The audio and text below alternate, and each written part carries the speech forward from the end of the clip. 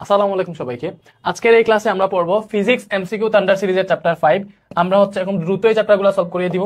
Already আমরা chapter 1 2 3 4 এই চারটা চ্যাপ্টার পড়ে ফেলছি। আজকে পড়ে ফেললে আমরা প্রায় 45% শেষ হয়ে যাবে, আরেকটা ক্লাস দিলে 50% শেষ হয়ে যাবে। আমরা শুরু করি। আমরা এমসিকিউ থান্ডার সিরিজে আমাদের টার্গেট কি ভাইয়া?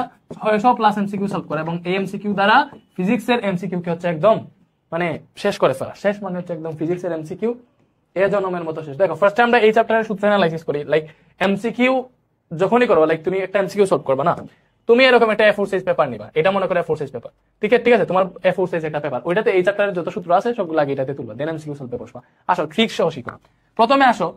প্রথমে আসো আমি এটা পড়ে দিই, আমার ক্ষেত্রে তো সমস্যা নাই, তুমি A4 সাইজের পেপারে নিবা, আমি মনে করলাম এটাই আমার A4 সাইজ পেপার। তো প্রথমে আসো এই চ্যাপ্টারে যেটা পাবা, চাপ P = বল বাই ক্ষেত্রফল F/m, ঠিক আছে? এটা হচ্ছে স্থলে, মানে এই যে স্বাভাবিকভাবে চাপ যেটা পানিতে না, এমনিতে চাপ যেটা, চাপ P = F/a, ঠিক আছে? সো এখানে এটা পাইলাম আমরা, চাপ P = F/a। এখানে কোনটা কি? P হচ্ছে চাপ, F হচ্ছে ভাইয়া বল। এইভাবে লিখবা, ডিটেইলস এমসিকিউ গুলা মানে সূত্রগুলা লিখবা। F হচ্ছে বল, A হচ্ছে ভাইয়া ক্ষেত্রফল, একই A হচ্ছে ক্ষেত্রফল। আচ্ছা এককগুলা লিখি। দেখো বলের একক কি ভাইয়া? বলের একক কি? বলের একক হচ্ছে মিটার স্কয়ার। বলের একক কি? বলের একক হচ্ছে নিউটন, কি বলে মিটার স্কয়ার। ক্ষেত্রফলের একক হচ্ছে মিটার স্কয়ার, ঠিক আছে? আর চাপের একক হচ্ছে প্যাসকেল। চাপের একক কি? এটার একক হচ্ছে প্যাসকেল। একক হচ্ছে প্যাসকেল অথবা নিউটন পার মিটার স্কয়ার, যেটা ইচ্ছা দিতে পারো, বুঝছো? এই যে বল বাই ক্ষেত্রফল এখান থেকে আসে, এটা হচ্ছে আমাদের চাপের সূত্র। তো চাপের আরেকটা সূত্র আছে, পানিতে যদি চাপ বের করতে বলে, ঠিক আছে? পানিতে চাপ P = বলো কি ভাইয়া? H/ρg। পানিতে চাপ P = H/ρg। H হচ্ছে ওই যে গভীরতা, কতটুকু গভীরে চাপ বের করতেছে ওইটা গভীরতা। র হচ্ছে ভাইয়া কি ভাইয়া? ঘনত্ব। র হচ্ছে ঘনত্ব, এবং জি হচ্ছে অবিকর্ষজ ত্বরণ। জি কি ভাইয়া? জি হচ্ছে আমাদের অবিকর্ষজ ত্বরণ, ঠিক আছে? জি হচ্ছে অবিকর্ষজ ত্বরণ। আচ্ছা, সো বুঝতেছি আমরা গভীরতার একক কি, জাস্ট এটা তো মিটারই, বুঝতেছো? এখানে না বোঝার কোনো কিছু না। গভীরতা মানে কি? কত মিটার গভীরে যেতেছে ওইটা। সো গভীরতার একক হচ্ছে মিটার, ঘনত্বের একক হচ্ছে কেজি পার মিটার কিউব, ঠিক আছে? এবং অবিকর্ষজ ত্বরণ হচ্ছে মিটার পার সেকেন্ড স্কয়ার। এটা হচ্ছে আমাদের পানিতে চাপ। এরপরে বলের সূত্র কি ভাইয়া? বল, দেখো অনেক সময় বল বের করতে হলে বল F = mg জানি আমরা। পানিতে যদি বলে দিলে বল F = H/ρg, এটা ইউজ করতে পারবো। এটা হচ্ছে কিসের ক্ষেত্রে? পানিতে বা হচ্ছে তরল কোনো জিনিসের মধ্যে যদি বলে বল বের করার জন্য এটা ইউজ করবো, ঠিক আছে? এরপরে আসো ঘনত্ব সূত্র। এরপরে কি ভাই? ঘনত্ব। দেখো ঘনত্ব সূত্র কি? ঘনত্বকে র দ্বারা প্রকাশ করা হয়। ঘনত্ব ρ = m/b। ঘনত্ব ρ = কি ভাইয়া? m/b। m/b মানে বর বাই আয়তন। সো এটা থেকে ঘনত্বের একক আসে এগুলা। এটা থেকে ঘনত্বের একক কি পাবা? দেখো m মানে কি? m মানে হচ্ছে তোমার ওই যে কি বুঝাই দিচ্ছে, m/b মানে বর। বরের একক কি? কেজি। তো বরের একক যদি কেজি হয়, b হচ্ছে আয়তন, আয়তনের একক হচ্ছে মিটার কিউব। সো এটা যদি হিসাব করো কি আসবে? দেখো কেজি উপরে আছে, ঠিক আছে? মিটার কিউব উপরে উঠলে আসবে মিটার ইনভার্স 3, এরকম না? তো এটা দেখি আসে হচ্ছে আমাদের, এটার একক হচ্ছে কেজি পার মিটার কিউব। কি ভাইয়া? KG per metre cube. এইভাবে ঘনত্বের একক আসে। আর বিটা হচ্ছে জাস্ট আয়তন, মনে রাখো। আর এম হচ্ছে ভর। এম কি ভাইয়া? এম হচ্ছে আমাদের ভর। সো এতটুকু যদি আমরা জানি, এই যে আমরা A4 সাইজ পেপারে লিখছি, মনে করি এটা হচ্ছে আমাদের A4 সাইজ পেপার, এটা A4 সাইজ পেপারে এই ডিটেইলস গুলো হচ্ছে আমরা লিখছি। ঘনত্ব ρ = m/b, এককটা একক দিছি। সো এটা থেকে দেখো জাস্ট আর গুণন করলে আমরা পাবো ভর m = দেখো আর গুণন করলে আমরা পাবো ভর m = ρ * b, ঠিক আছে? ঘনত্ব ইনটু আয়তন, এটা হচ্ছে আমাদের ভরের সূত্র। ভর m = ρ * b, ঠিক আছে? সো এটা দিয়ে হচ্ছে তুমি ভর বের করতে পারবা। ভর অনেক সময় ভর বের করতে বলতে পারে, ঠিক আছে? এরপরে আসো প্লবতা। প্লবতার সূত্র কি ভাইয়া? প্লবতা F সমান, দেখো F সমান প্লবতা, F সমান হচ্ছে b/ρg। আচ্ছা F না দিয়ে আমরা w লিখি, ঠিক আছে? তো প্লবতা সমান যা ইচ্ছা প্রকাশ করতে পারি, আমি প্লবতাকে বাংলা লিখে নিলে পেছকে যাবা b/ρg, ঠিক আছে? প্লবতা b/ρg। প্লবতা কি? প্লবতা হচ্ছে মনে করো, আচ্ছা এমসিকিউতে এত ডিটেইলস বলে সময় নষ্ট করার প্রয়োজন না, তারপরে বলি প্লবতা হচ্ছে মনে করো তুমি কোনো বস্তুকে পানিতে ডুবাইছো, ডুবানোর ফলে কি হয়? এই বস্তুর উপর পানির তলদেশ থেকে এটার উপর ঊর্ধ্বমুখী একটা বল ক্রিয়েট হয়, ঠিক আছে? মানে লব্ধি বল ক্রিয়েট হয়, ওইটা হচ্ছে প্লবতা, ঠিক আছে? এবং যতটুকু আয়তন ডুবে থাকে ওই আয়তনটা হচ্ছে আমাদের ab। র হচ্ছে যে তরলে ডুবাইছো ওই তরলের ঘনত্ব, আর জি হচ্ছে অবিকর্ষজ ত্বরণ। সো এতটুকু জানলে আমরা অর্ধেক এমসিকিউ ভালো করে সলভ করে ফেলতে পারবো, ঠিক আছে? এরপরে আরো অনেক আছে, আমরা পড়বো। তারপরে আরো কয়েকটা পড়ে যাই, লাইক বল বৃদ্ধিকরণ নীতি। তোমরা মনে করো ওই যে বলবে, তোমরা পড়ছো মোটামুটি টিস্টনের যে ম্যাথ গুলা, ওইখানে সূত্র হচ্ছে তোমার F1/F2 = A1/A2। এটা কি ভাই? এটা হচ্ছে আমাদের বল বৃদ্ধিকরণ নীতি। পিস্টনের যে ম্যাথ গুলো আছে এগুলো এই সূত্র দিয়ে তুমি সলভ করবে। F1/F2 = A1/A2, এটা হচ্ছে কি ভাইয়া? ওই যে বল বৃদ্ধিকরণ নীতি। এটা প্যাসকেলের সূত্র থেকে আসছে, বল বৃদ্ধিকরণ নীতি, বুঝছি? ওকে। তো এটার মধ্যে আরো অনেক সূত্র পাবা, লাইক কাজ W = F1L1, এটা হচ্ছে পিস্টনের। তো সো এই সূত্রগুলা কেমনে কি ভাই হচ্ছে বুঝাবো নাকি এখনই বুঝাই দিব? লাইক পিস্টন তোমরা জানো,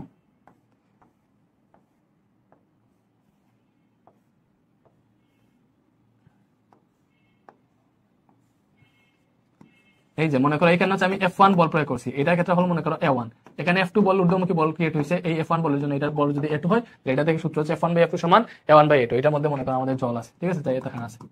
এইবার এখানে মনে করো হচ্ছে আমাদের ওই যে কি বলে পিস্টনের যে মুখ যেটা মনে করতে পারো ওইটা।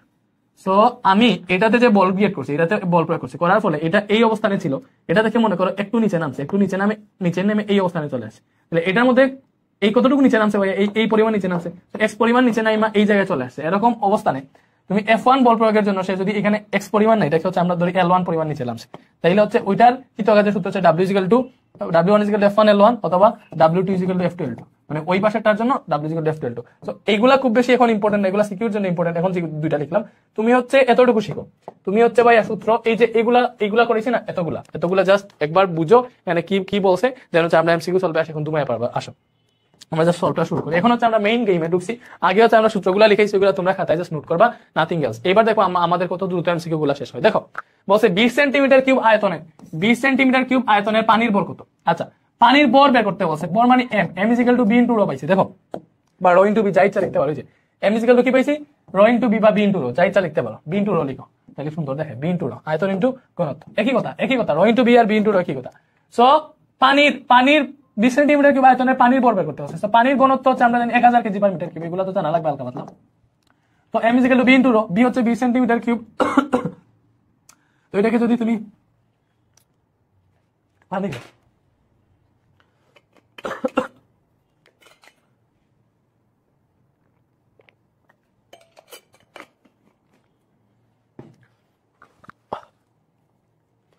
ওকে, m সমান কি b into rho।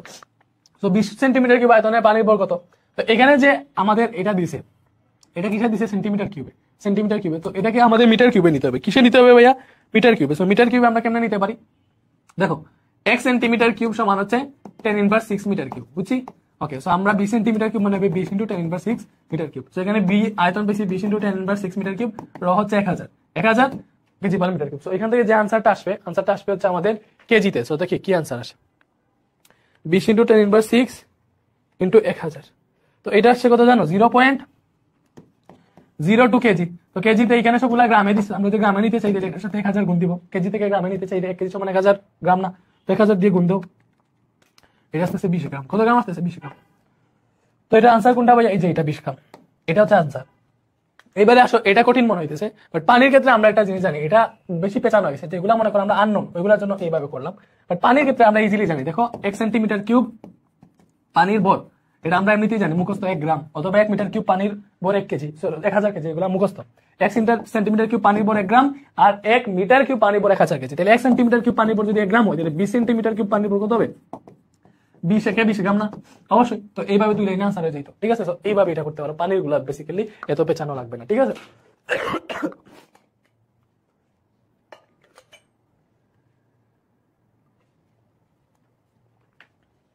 আমাদের রোজ মেথডের যে পানির বোতল আসছে, তোমরা তো দেখছো এগুলা নাকি?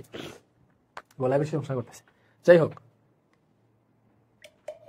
এই বোতলগুলা স্মার্ট ওয়াটার বোতল, এটাতে আবার টেম্পারেচারও দেখা যায়, 24 ডিগ্রি সেলসিয়াস দেখাইতেছে। এগুলা কারা চাও একটু কমেন্ট করিও। তাহলে একটা কন্টেস্ট দিব, একটা কন্টেস্ট দিব, যেটাতে উইন হইলে আমরা দিয়ে দিব তোমাদের বোতল প্যাকেটটা। যাই হোক, বলছে সমুদ্রে 210 মিটার গভীরতায় চাপের পরিমাণ কোনটি? সমুদ্রে পানি ঘনত্ব দিয়ে দিছে। দেখো বলছি পানির গভীরতায় চাপ P = H ρg, ফার্স্টের দিকে লিখে দিছি। দেখো গভীরতায়, পানির গভীরতায় চাপ P = H ρg। সমুদ্রে কত মিটার গভীরতায়? 210 মিটার।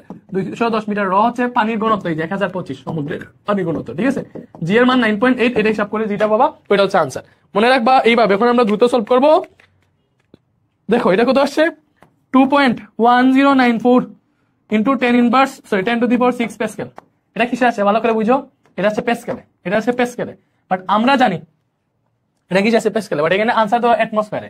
তো এই জিনিসটা জানতে হবে, 1 অ্যাটমসফিয়ার সমান 1.05 101 300, ওকে 1.01, এটা 1.01 ইন্টু 10⁵ প্যাসকেল, এটা হচ্ছে সূত্র।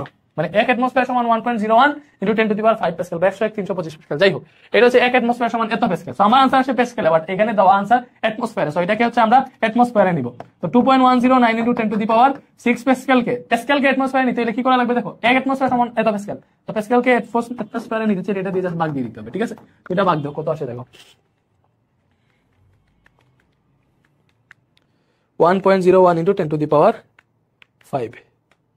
তো এটা কত আসছে জানো? 20.88 অ্যাটমসফিয়ার আছে এখানে। এই যে কাছাকাছি কোনটা, এটা, সো এটাই আনসার। বুঝছি?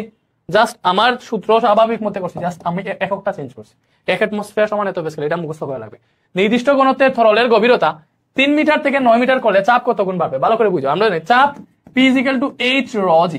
সো দেখো এই যে এই দুটো যদি কনস্ট্যান্ট থাকে, নির্দিষ্ট ঘনত্বের তরল, এই রটা হচ্ছে কনস্ট্যান্ট, ঘনত্ব সেম, দ্বিতীয় কনস্ট্যান্ট থাকে, তাহলে চাপটা দেখো কিসের সমানুপাতিক? এই যে ঘনত্বের সমানুপাতিক না, চাপ গভীরতার সমানুপাতিক। চাপ কি ভাইয়া?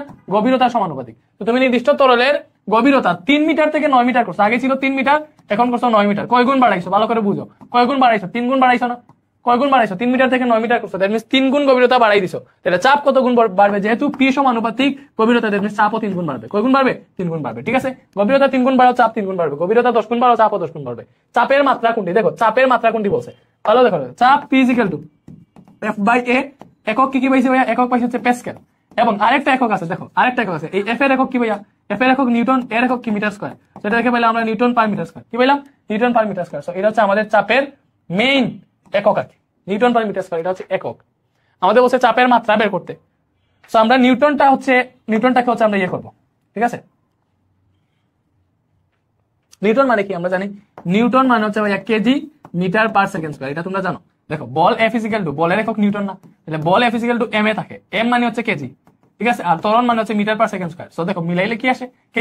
KG metre per second square, এটাই মানে নিউটন। তো আমাদের এই যে নিউটন দেওয়া নাই, নিউটন মানে হচ্ছে ভাইয়া KG metre per second square, আর এখানে আছে মিটার ইনভার্স 2। ভালো করে বুঝো। এখান থেকে পাইছি কেজি, মিটার আর মিটার ইনভার্স 2 হিসাব করলে থাকবে মিটার ইনভার্স 1, আর এখানে সেকেন্ড স্কয়ার আছে। সো এইটা আসছে একক। এইটাকে ভাঙাইলে দেখো ভালো করে বুঝো, চাপকে ভালো করে ভাঙাইলে একক আসছে এইটা। চাপের একক নিউটন পার মিটার স্কয়ার, নিউটনের জায়গায় KG metre per second square বসাইলে kg per metre per second square আসতেছে। সো এইটাকে মাত্রায় নাও, এটা তো হচ্ছে একক, এটা হচ্ছে একক। এটাকে মাত্রায় প্রকাশ করলে দেখো কেজি মানে কি? ভর, ভরের মাত্রা m, ব্যাস m। মিটার মানে হচ্ছে দৈর্ঘ্য, দৈর্ঘ্যের মাত্রা হচ্ছে l, l দিয়ে কি বোঝায়? লেংথ। তো l ইনভার্স 1 আছে, ইনভার্স 1 দিলাম।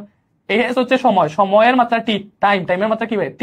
এখানে inverse plus inverse, so m পার l পার t স্কয়ার, এটা হচ্ছে চাপের মাত্রা, m পার l পার t স্কয়ার। এই যে এটা, সো এটা কিন্তু আমরা কি মুখস্থ কোনো কিছু বসাইছি না, যা করছি হিসাব মতো করছি। যে কোনো একক আসুক না আমরা এইভাবে কনভার্ট করতে পারবো, যে কোনোটা। ঠিক আছে, তো চাপের মাত্রা কি পাইলাম ভাই? m পার l পার t স্কয়ার। এটা এই বছর পরীক্ষায় আসতে পারে, চট্টগ্রাম বোর্ড 22 একবার আসছিল, বাট এটা অনেক বেশি ইম্পর্টেন্ট মনে হইতেছে আমার কাছে। এই বছর তোমরা ভালো করে এটা শিখে যাও। 5 সেন্টিমিটার স্কয়ার ক্ষেত্রফলের উপর 2 নিউটন বল লম্বভাবে প্রযুক্ত হলে চাপ কত? দেখো জাস্ট চাপ বলছে, বল আর ক্ষেত্রফল দেওয়া আছে। চাপ P = কি ভাই? F/A। চাপ P = F/A, বল 2 নিউটন, ক্ষেত্রফল বলছে 5 সেন্টিমিটার স্কয়ার। এই যেখানে সমস্যা আছে, এটাকে মিটার স্কয়ার নিতে হবে। 1 সেন্টিমিটার স্কয়ার সমান 10 ইনভার্স 4 মিটার স্কয়ার। আবার 1 সেন্টিমিটার কিউব সমান 10 ইনভার্স 6 মিটার কিউব, এটা মনে রাখো। আবার 1 সেন্টিমিটার যদি থাকে 10 ইনভার্স 2 মিটার। পাইছি? 1 সেন্টিমিটার সমান 10 ইনভার্স 2 মিটার, 1 সেন্টিমিটার স্কয়ার সমান 10 inverse 4 metre square, 1 centimetre cube সমান 10 ইনভার্স 6 মিটার কিউব। এই যে এটাতে বেশি চম্বক আমার মাইক্রোফোনে। মাইক্রোফোন দুইটা লাগাইছি কেন তোমরা জানো? মাইক্রোফোন দুইটা লাগাইছি, সমস্যা যেটা হয়েছে সেটা হচ্ছে এমন লাগছে, এটা বেরিয়ে হইতেছে না। ওকে, মাইক্রোফোন দুইটা লাগাইছি কেন? কজ আমি এটা নতুন কিছু তো সেটিং এখনো শিখি নাই। একটা মাইক্রোফোনে ইয়ে করলে, একটা মাইক্রোফোন দিয়ে রেকর্ড করলে তোমার ইয়ে হয়ে যায়, কি বলে, একটা মাইক্রোফোন দিয়ে রেকর্ড করলে এক কানে সাউন্ড শোনা যায় আর এক কানে শোনা যায় না। এজন্য হচ্ছে দুইটা মাইক্রোফোন দিয়ে রেকর্ড করতেছি। ঠিক আছে, এখানে চুম্বক থাকে একটার সাথে আরেকটা হচ্ছে মানে অ্যাটাচ হয়ে যেতেছে, এটা সমস্যা হচ্ছে। যাই হোক, চুম্বকের মোটামুটি পাওয়ার আছে দেখলাম। ওকে, তো 5 সেন্টিমিটার স্কয়ার ক্ষেত্রফলের উপর 2 নিউটন বল লম্বভাবে প্রযুক্ত হয়েছে। আচ্ছা, তো 1 সেন্টিমিটার স্কয়ার সমান 10 ইনভার্স 4 মিটার স্কয়ার, এটা পাইছি। তো আমাদের এখানে আছে 5 সেন্টিমিটার স্কয়ার। অবশ্যই আমরা চাপ বের করবো, বাট আমার এটাকে তো মিটার স্কয়ার নিতে হবে। সেন্টিমিটার স্কয়ারে যদি মিটার স্কয়ারে নাও 10 ইনভার্স 4 দ্বারা গুণ দিব, এটা পাইছে হচ্ছে আমাদের কি বলে ক্ষেত্রফল। তাহলে বল পাইছি 2 নিউটন, ক্ষেত্রফল পাইছি 5 ইনটু 10 ইনভার্স 4 মিটার স্কয়ার। তো এটা হিসাব করে কত আসে?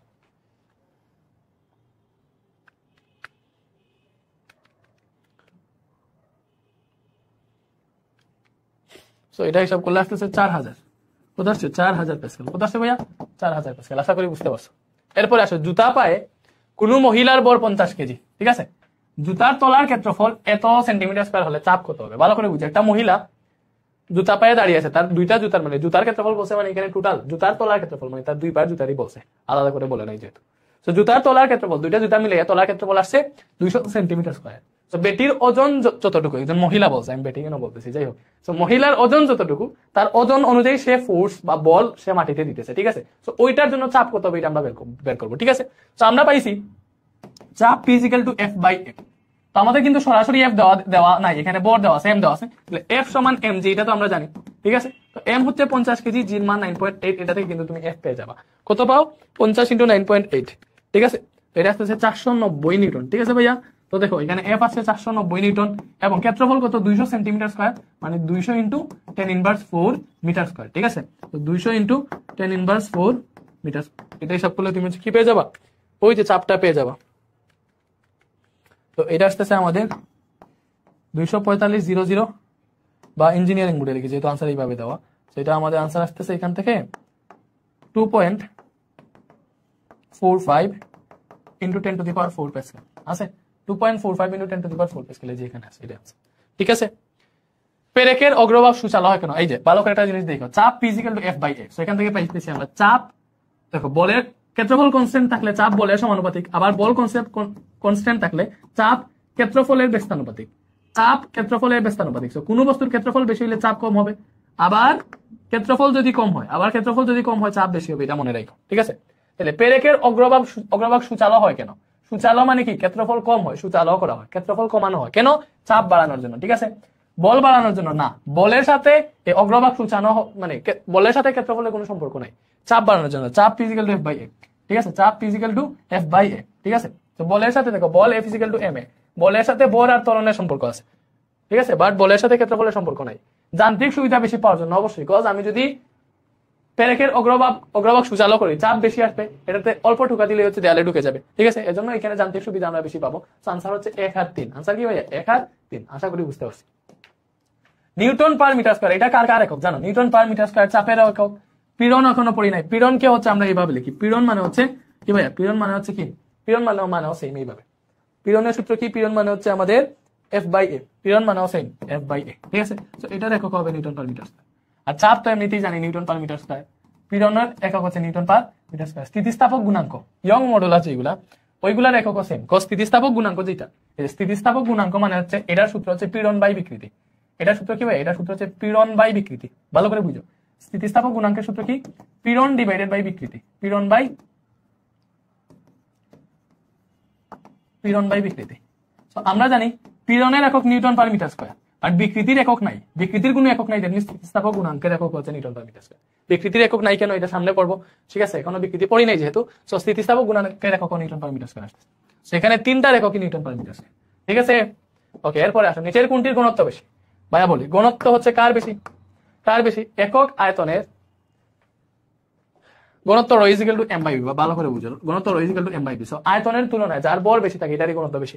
এমনিতেই আমরা জানি কিছু, পানির ঘনত্ব হচ্ছে 1000 কেজি পার মিটার কিউব, ঠিক আছে। কেজি পার মিটার কিউব হইলে এটা 1000, গ্রাম পার সিসি তে হইলে 1000 গ্রাম পার সিসি না। তো আমরা জানি 1 গ্রাম পার সিসি সমান 1000 কেজি পার মিটার কিউব। যদিও এগুলা কনভার্টের সূত্র আছে, এখন জাস্ট এইভাবে মনে রাখি এমসিকিউর ক্ষেত্রে, ঠিক আছে। ওকে, তো পানির ঘনত্ব 1 গ্রাম পার সিসি অথবা 1000 কেজি পার মিটার কিউব ধরতে পারো। লোহার ঘনত্ব 7800 কেজি পার মিটার কিউব, সোনার ঘনত্ব 19300 কেজি পার মিটার কিউব। এগুলো হচ্ছে অনেকটা মুখস্থ, ঠিক আছে, বই এগুলো হুবহু দেওয়া আছে। বাতাসের ঘনত্ব মেবি অনেক কম, বাতাসের ঘনত্বটা হচ্ছে এই মুহূর্তে আমার মনে পড়তেছে না, ঠিক আছে। কাচের ঘনত্ব 2600 মনে রাখবা। দেন হচ্ছে কর্কের ঘনত্ব 0.25, এটাও মনে রাখবো, ঠিক আছে। আচ্ছা, মানে একে গ্রাম পার সিসিতে দাও আর কি। তো কাচের ঘনত্ব 2600, কর্কের ঘনত্ব হচ্ছে 250, বাতাসের ঘনত্ব 0.00197 গ্রাম পার সিসি, ভুলে গেছি এটা। তো এই তিনটা আমার মনে আছে। এই তিনটা অনুযায়ী বাতাসের নীতি হালকা দেখে জানি আমরা। কোনটা ঘনত্ব বেশি? অবশ্যই সোনার ঘনত্ব বেশি, সোনার ঘনত্ব বেশি দেখতেছি।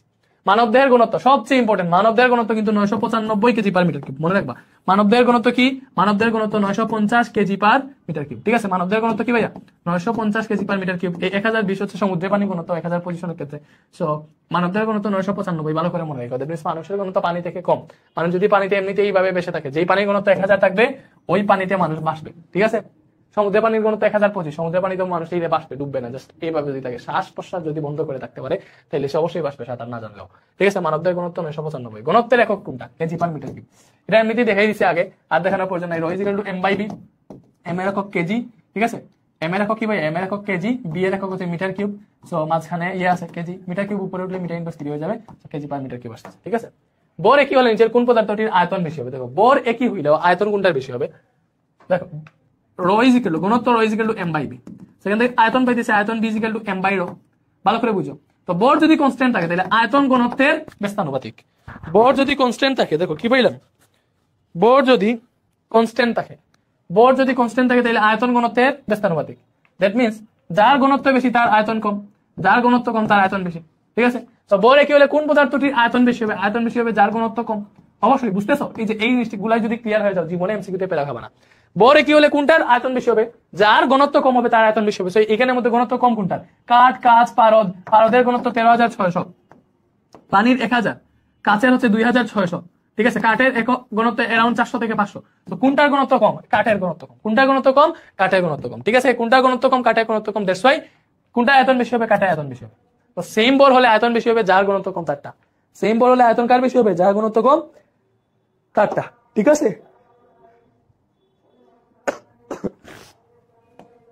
0.5 মিটার কিউব আয়তনের একটা বস্তুর বর 10 কেজি হলে ঘনত্ব কত? ভাই ঘনত্ব ρ = m/v। ইজি, বর 10 কেজি, আয়তন কত? 0.5 মিটার কিউব। 0.5 মিটার কিউব এটা বসে দিতে পারি, পেয়ে যাইতেছে। ঠিক আছে, তো 10 ভাগ 0.5, এটা আসতেছে হচ্ছে আমাদের 20 মিলি। কত আসতেছে? 20 কেজি পার মিটার কিউব। কত? 20 কেজি পার মিটার কিউব। ঠিক আছে, এরপরে আসো, একটা পুকুরের দৈর্ঘ্য 25 মিটার এবং প্রস্থ 15 মিটার, এতে 2 মিটার গভীর পানি থাকলে পানির বর কত বের করতে বলছে? দেখো, পানির আয়তন জানলেই তুমি পানির বর বের করে ফেলতে পারবা। পানির আয়তন জানলেই পানির বর বের করে ফেলতে পারবা। পানিগুলো একদম ইজি। অথবা বর m = b * ρ, এই সূত্র যদি বসাও, পানির ঘনত্ব জানি, আয়তন জানলে, কত আয়তনের পানি আছে ওইটা জানলে কিন্তু পানির বর বের করা যাইতেছে। একটা পুকুরের দৈর্ঘ্য, প্রস্থ, গভীরতা দেওয়া আছে, তাইলে আয়তন b = আমরা কি জানি? আয়তন b সমান দৈর্ঘ্য গুণ প্রস্থ গুণ উচ্চতা। আয়তন সমান দৈর্ঘ্য প্রস্থ উচ্চতা, এগুলো তো আমরা জানি। দৈর্ঘ্য গুণ প্রস্থ গুণ উচ্চতা। তো দৈর্ঘ্য কত? দৈর্ঘ্য 25 মিটার, প্রস্থ 15 মিটার, গভীরতা 2 মিটার। উচ্চতার গভীরতা একই জিনিস। ঠিক আছে, এটা 15 মনে রেখো। তো এটা আসতেছে আমাদের 750 মিটার কিউব। এটা আসছে আমাদের কি ভাই? আয়তন। 750 মিটার কিউব আয়তন আসছে, 750 মিটার কিউব। তাহলে পানির বর কত? 750 মিটার কিউব যদি আয়তন হয় আর পানির ঘনত্ব জানি আমরা 1000, তাহলে এখান থেকে বর বের করে ফেলো 750 × 1000। তো এটা আসবে হচ্ছে আমাদের 7.5 × 10⁵ কেজি। কত আসছে? 7.5 × 10⁵ কেজি। এটা আছে। ইজি। অথবা আমার ঘনত্ব এত মিটার কিউব আসছে, আমরা এইভাবে করতে পারি যে 1 মিটার কিউব পানির ওজন হচ্ছে 1000 কেজি। তো ওইটা দেখো 750 মিটার কিউব পানির ওজন হবে 750 × 1000। সেম ভাবে করলে আনসার সেম আসবে। ঠিক আছে, অনেক ভাবে করা যায়। দেখো, একটা অসম বস্তুর আয়তন বলছে 3 সেন্টিমিটার কিউব, অবর এত গ্রাম হলে বস্তুর ঘনত্ব কত? আচ্ছা, তো দেখো, অসম বস্তুর আয়তন বলে দিচ্ছে, বর বলে দিচ্ছে, আর কোনো কিছু লাগবে না। ρ = m/v। সো বর হচ্ছে 10.3 গ্রাম। ভালো করে বুঝো। সো এখানে দেখো, গ্রাম পার সেন্টিমিটার কিউবে আয়তন বের করা যায়। এটা গ্রামে আছে, ভালো করে বুঝো। এটা গ্রামে আছে, এটা আছে সেন্টিমিটার কিউবে। সো কেজিতে তুমি যদি এটার আনসার যদি কেজি পার মিটার কিউবে বের করতে চাও, তাহলে অবশ্যই এটাকে কেজিতে নিতে হবে, এটাকে মিটার কিউবে নিতে হবে। বাট যেহেতু দেখতেছি দুইটাই গ্রাম আর সেন্টিমিটার কিউবে আছে, আমরা গ্রাম আর সেন্টিমিটার কিউব দিয়ে করে ফেলি। বর আসছে 10.3 গ্রাম, ভালো করে বুঝো, এবং আয়তন হচ্ছে 30 সেন্টিমিটার কিউব। সো এখানের আনসার কি আসবে? গ্রাম পার সিসি। ঠিক আছে, গ্রাম পার সিসি মানে কি? গ্রাম ডিভাইডেড বাই সেন্টিমিটার কিউব, ওইটা বুঝায় সেন্টিমিটার কিউব। সিসি মানে কি? Centimetre cube. ঠিক আছে, সো এইটা যে বের করতেছি আমরা, এই বর গ্রাম এককে ডিভাইডেড বাই আয়তন সেন্টিমিটার কিউব এককে, তাইলে এটা আমাদের কি আসবে? এই আনসারটা আসবে আমাদের গ্রাম পার সিসিতে। বুঝছি, আনসারটা কিসে আসবে? গ্রাম পার সিসিতে। সো একটু আনি 10.3 ভাগ 3। সো এটার আনসার আসতেছে তোমার 3.433 গ্রাম পার সেন্টিমিটার কিউব। ঠিক আছে, তো গ্রাম পার সেন্টিমিটার কিউব বা গ্রাম পার সিসি, যা ইচ্ছা বলতে পারো। সো এটা আসছে আমাদের গ্রাম পার সেন্টিমিটার কিউবে। বুঝছি, এবার কেজি পার মিটার কিউবে যদি নিতে চাই তাহলে 1000 দিয়ে গুণ দেওয়া লাগবে। এই আনসারটাকে ভালো করে দেখো, 1 গ্রাম পার সিসি মানে হচ্ছে 1000 কেজি পার মিটার কিউব। মনে থাকবে 1 গ্রাম পার সিসি মানে কি? 1000 কেজি পার মিটার কিউব। তো 3.43 এর সাথে 1000 গুণ দাও, কত আসবে ভাইয়া? 343 কেজি পার মিটার কিউব আসতেছে। তো কোনটা answer? 3.9 KG per metre cube. এটা তো হবে না, হবে না। এটাতে বলছে 3.433 × 10⁻³ কেজি পার মিটার কিউব। একই কথা, এটার সাথে 1000 গুণ দেওয়া যেই কথা, 10⁻³ গুণ দেওয়া একই কথা। তারা এইভাবে রেখে দিচ্ছে আর কি, 3.433 × 1000 মানে তো 10⁻³ কেজি পার মিটার কিউব। একই কথা, আনসার হচ্ছে 1/3। বুঝছি? বলো, পারবা না নাকি পারবা না? পারবা নাকি পারবা না বলো? অবশ্যই পারবা ইনশাআল্লাহ।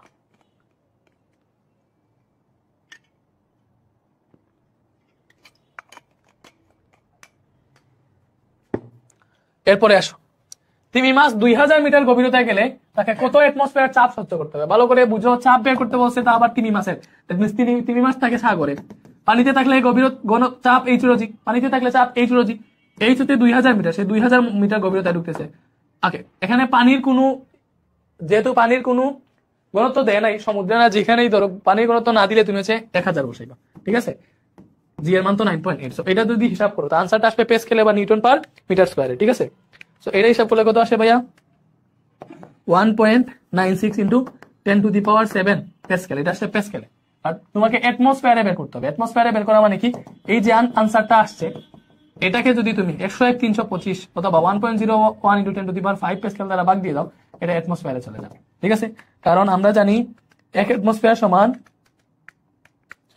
101,325 প্যাসকেল অথবা 1.01 ইন্টু 10⁵ প্যাসকেল। তো এটা আনসার আসতেছে 194.045 অ্যাটমসফিয়ার, 194.05 অ্যাটমসফিয়ার এটা আসছে, ঠিক আছে। আমার কাছে মনে হয় তারা এখানে কোনটা ইউজ করছে জানো, 1.01 ইন্টু 10⁵ না ইউজ করে, তারা ডিরেক্ট 1 ইন্টু 10⁵ প্যাসকেল ইউজ করছে। সো অনেকে 1 ইন্টু 10⁵ প্যাসকেল ইউজ করে 1 অ্যাটমসফিয়ার সমান, বুঝছো। সো তোমার কাছাকাছি আমাদের যে মান 194 আসছে ওটা দেখলে বোঝা যায় 194 এর কাছাকাছি আনসার হচ্ছে 200, দ্যাট মিন্স এটাই আনসার হবে। এইভাবে করে দেখি 1.96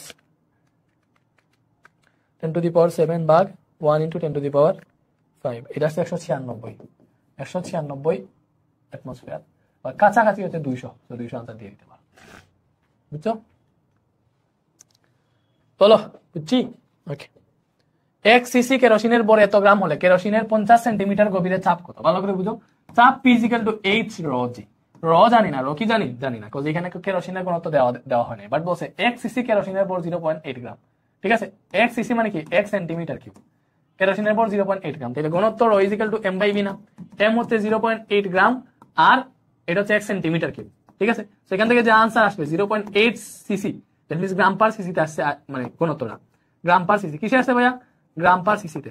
এটাকে যদি আমরা কেজি পার মিটার কিউবে নিতে চাই, কারণ আমাদের আনসার তো কেজি পার মিটার কিউবে নিতে হবে, কারণ আমরা চাপ বের করবো, তো আবার নিউটন পার মিটার স্কয়ার মানে হচ্ছে প্যাসকেল এককে বের করবো, কোন এককে, প্যাসকেল এককে। সো অবশ্যই আমাদেরকে কেজি পার মিটার কিউবে নিতে হবে। সো এটার সাথে যদি 1000 গুণ দাও তাহলে কেজি পার মিটার কিউবে চলে যাবে, তো গুণ দিলে আসবে 800 কেজি পার মিটার কিউব। এটা আসছে আমাদের কেরোসিনের ঘনত্ব, কারণ আমরা দেখছি কেরোসিনের চাপ বের করতে হলে ঘনত্ব না বের করলে হবে না। তো এইচ হচ্ছে 50 সেন্টিমিটার, 50 সেন্টিমিটার মানে কি ভাইয়া 0.5 মিটার, দেখছো কি পেঁচাই দিতেছে। 0.5 ইন্টু রো হচ্ছে 800, জি হচ্ছে 9.8, এটা যদি হিসাব করি কত ভাই দেখো, এটা আসতেছে আমাদের 3920 প্যাসকেল অথবা নিউটন পার মিটার স্কয়ার, যাই দেয় কি করতে আছে, ঠিক আছে। লাভলু ওইটা একটু 23 দিয়ে দাও। একটি তরল পূর্ণ পাত্রের তলদেশে তরল দ্বারা প্রযুক্ত চাপ যে বিষয়ের উপর নির্ভর করে না, দেখো তরল দ্বারা প্রযুক্ত চাপ, তলদেশে চাপ P = H ρ G, হাইটের উপর নির্ভরশীল, ঘনত্বের উপর নির্ভরশীল, অভিকর্ষজ ত্বরণের উপর নির্ভরশীল, অভিকর্ষজ ত্বরণের উপর নির্ভরশীল, ঠিক আছে। বসে যে বিষয়ের উপর নির্ভর করে না ওইটা বের করবো। তো অভিকর্ষজ ত্বরণের উপর নির্ভরশীল, তরল স্তম্ভের উচ্চতার উপরও নির্ভরশীল, এই যে উচ্চতা মানে H হাইট, তরলের ঘনত্বের উপরও নির্ভরশীল, বাট তলদেশের ক্ষেত্রফলের উপর নির্ভরশীল না, এটাই আনসার, ঠিক আছে। একটা তরল পূর্ণ পাত্রের তলদেশে তরল দ্বারা প্রযুক্ত চাপ যে বিষয়ের উপর নির্ভর করে না, কোনটার উপর নির্ভর করে না, অবশ্যই দেখো এই তিনটার উপর নির্ভর করে, এই তিনটা ব্যতীত যেটা আছে ওইটার উপর নির্ভর করে না, ঠিক আছে। নেক্সট, তরলের চাপ কি, তরলের চাপ P = H ρ G, P = H ρ G। এখান থেকে দেখলাম গভীরতার সমানুপাতিক, ঠিক আছে, ঘনত্ব যদি সেম থাকে তাহলে গভীরতার সমানুপাতিক, P = H, এরকম আমরা পড়ছিলাম প্রথম দিকে, P = H। একটা পুকুরের তলদেশে চাপ দেওয়া আছে, ওই পুকুরের গভীরতা কত, দেখো P = H ρ G, চাপ দেওয়া আছে, এবার পি দেওয়া আছে, গভীরতা বের করবো, তাহলে এটা দেখে দেখো আমরা লিখতে পারি H ρ G = P, এখান থেকে গভীরতা H আসবে P/ρ G। এই যে জিনিসটা সূত্র তুমি জাস্ট খাতায় লিখছো, সূত্রগুলা যেগুলা লিখছি ওইগুলো থেকেই তো আসতেছে। তো এই এমসিকিউ গুলা জীবনে সমস্যা হবে এমসিকিউ, এইভাবে ধরে ধরে হাতে ধরে ধরে আমরা কেমিস্ট্রি, ম্যাথ, হায়ার ম্যাথ সবগুলা কমপ্লিট করবো। মনে রাখবা ম্যাথ হায়ার ম্যাথের already full chapter complete. So math and higher math MCQ thunder যদি তুমি কিনো তাহলে কিন্তু সাথে সাথে সবগুলো চ্যাপ্টার পেয়ে দিতেছো। কেমিস্ট্রির অলরেডি 3টা চ্যাপ্টার কমপ্লিট, সো বাকিগুলো আমরা দিয়ে দিব। তাড়াতাড়ি ভর্তি হোক আমাদের এমসিকিউ থান্ডার সিরিজে, ফিজিক্স যেহেতু ফ্রি পাইতেছো, ঠিক আছে। প্রাইস তো একদমই কম জানো। আচ্ছা পি কত, এই যে এত প্যাসকেল চাপ বলে দিছে 2.94 ইন্টু 10⁴ প্যাসকেল। র কত, এটা পুকুর বলছে, দ্যাট মিন্স র মানে কত, র হবে আমাদের 1000, যেহেতু পুকুরে পানি থাকে না, অন্য কোনো কিছু থাকে পানি, তাহলে 1000 ইন্টু জি এর মান 9.8, এটা তো আর বলাই লাগে না। তো এটা যদি হিসাব করি আমরা গভীরতাটা পেয়ে যাইতেছি কত ভাই, 2.94 ইন্টু 10⁴ ডিভাইডেড বাই 1000 ইন্টু 9.8, সেটা কত আসতেছে 3 মিটার আসতেছে, ঠিক আছে, বুঝছি। ওকে, সাউন্ড তো রেকর্ড হইতেছে না, ওকে ঠিক আছে, ভিডিও রেকর্ড হইতেছে। আমরা অলরেডি প্রায় 40 মিনিটের কাছাকাছি পড়ে ফেলছি, সো দ্যাটস হিউজ। আমরা পড়তে থাকি, তোমরা দেখতে থাকো। 0.1 মিটার লম্বা পানিপূর্ণ সিলিন্ডার আকৃতির পাত্রের তলায় কি পরিমাণ চাপ অনুভূত হবে। দেখো 0.1 মিটার লম্বা পানিপূর্ণ সিলিন্ডার, 0.1 মিটার লম্বা সিলিন্ডার, এটাতে সম্পূর্ণটাতে পানি আছে, সম্পূর্ণটাতে পানি আছে, তাহলে উচ্চতা বা গভীরতা 0.1 মিটার বলছে। তো চাপ কি হবে? P = H ρ g। কত ইজি, এক সূত্র দিয়ে সব হয়ে যাইতেছে না। সো এটা কিন্তু অনেক ইম্পর্টেন্ট একটা সূত্র, ভালো করে পড়ো। H 0.1, পানির ঘনত্ব 1000, g এর মান 9.8, এটা থেকে যেটা আসে ওইটাই आंसर। মেবি 980 প্যাসকেল আসতে পারে, সো এটা आंसर। দেখি 0.1 * 1000 * 9.8, 980 প্যাসকেল আসছে, ঠিক আছে। একটি কেরোসিন পূর্ণ পাত্রের তলদেশে চাপ এত প্যাসকেল, পাত্রের ব্যাস 10 সেন্টিমিটার হলে কেরোসিনের আয়তন বের করতে বলছে। কেরোসিনের পাত্রের তলদেশের চাপ বলছে, ভালো করে বুঝো। পাত্রের ব্যাস বলছে, কেরোসিনের আয়তন। আচ্ছা, সো কেরোসিন পূর্ণ পাত্রের তলদেশের চাপ, সো কেরোসিনের আয়তন, ভালো করে বুঝো। ব্যাস দেওয়া আছে, ওইটা থেকে হচ্ছে আমরা ক্ষেত্রফল পাবো। সো কেরোসিনের আয়তন কি হবে? ভালো করে বুঝো। আয়তন অনেক সময় আমরা জানি ক্ষেত্রফল ইনটু উচ্চতা, ভালো করে বুঝো, ক্ষেত্রফল ইনটু উচ্চতা, ঠিক আছে। অথবা বেশিরভাগ কেরোসিনের বোতলগুলা, কেরোসিন গুলাকে কোন রকম বোতলে রাখা হয়? এই যে এটা বোতল, মনে করো এটাতে কেরোসিন রাখা হয়েছে। এই যে লেদন্স মেথডের যে পানির বোতল, এটার মধ্যে ধরো কেরোসিন রাখা হয়েছে। এটা কি সিলিন্ডার আকৃতি না? তো বেশিরভাগ বোতলে সিলিন্ডার আকৃতির হয়, এজন্য আয়তন হয় পাই আর স্কয়ার। এইচ আয়তন কি হয়? পাই আর স্কয়ার। তোমাকে ওইটাই বের করতে বসে যে কেরোসিনের আয়তন কত। তো আয়তন হবে পাই R square H. That mean তোমাকে এইগুলা জানা লাগবে। তো এখানে তোমার ব্যাস দেওয়া আছে 10 সেন্টিমিটার, ওইটা থেকে ব্যাসার্ধ পেয়ে যাবা 10/2, দ্যাট মিন্স 5 সেন্টিমিটার। এটা পাবা না, ব্যাসার্ধ পেয়ে যাবা।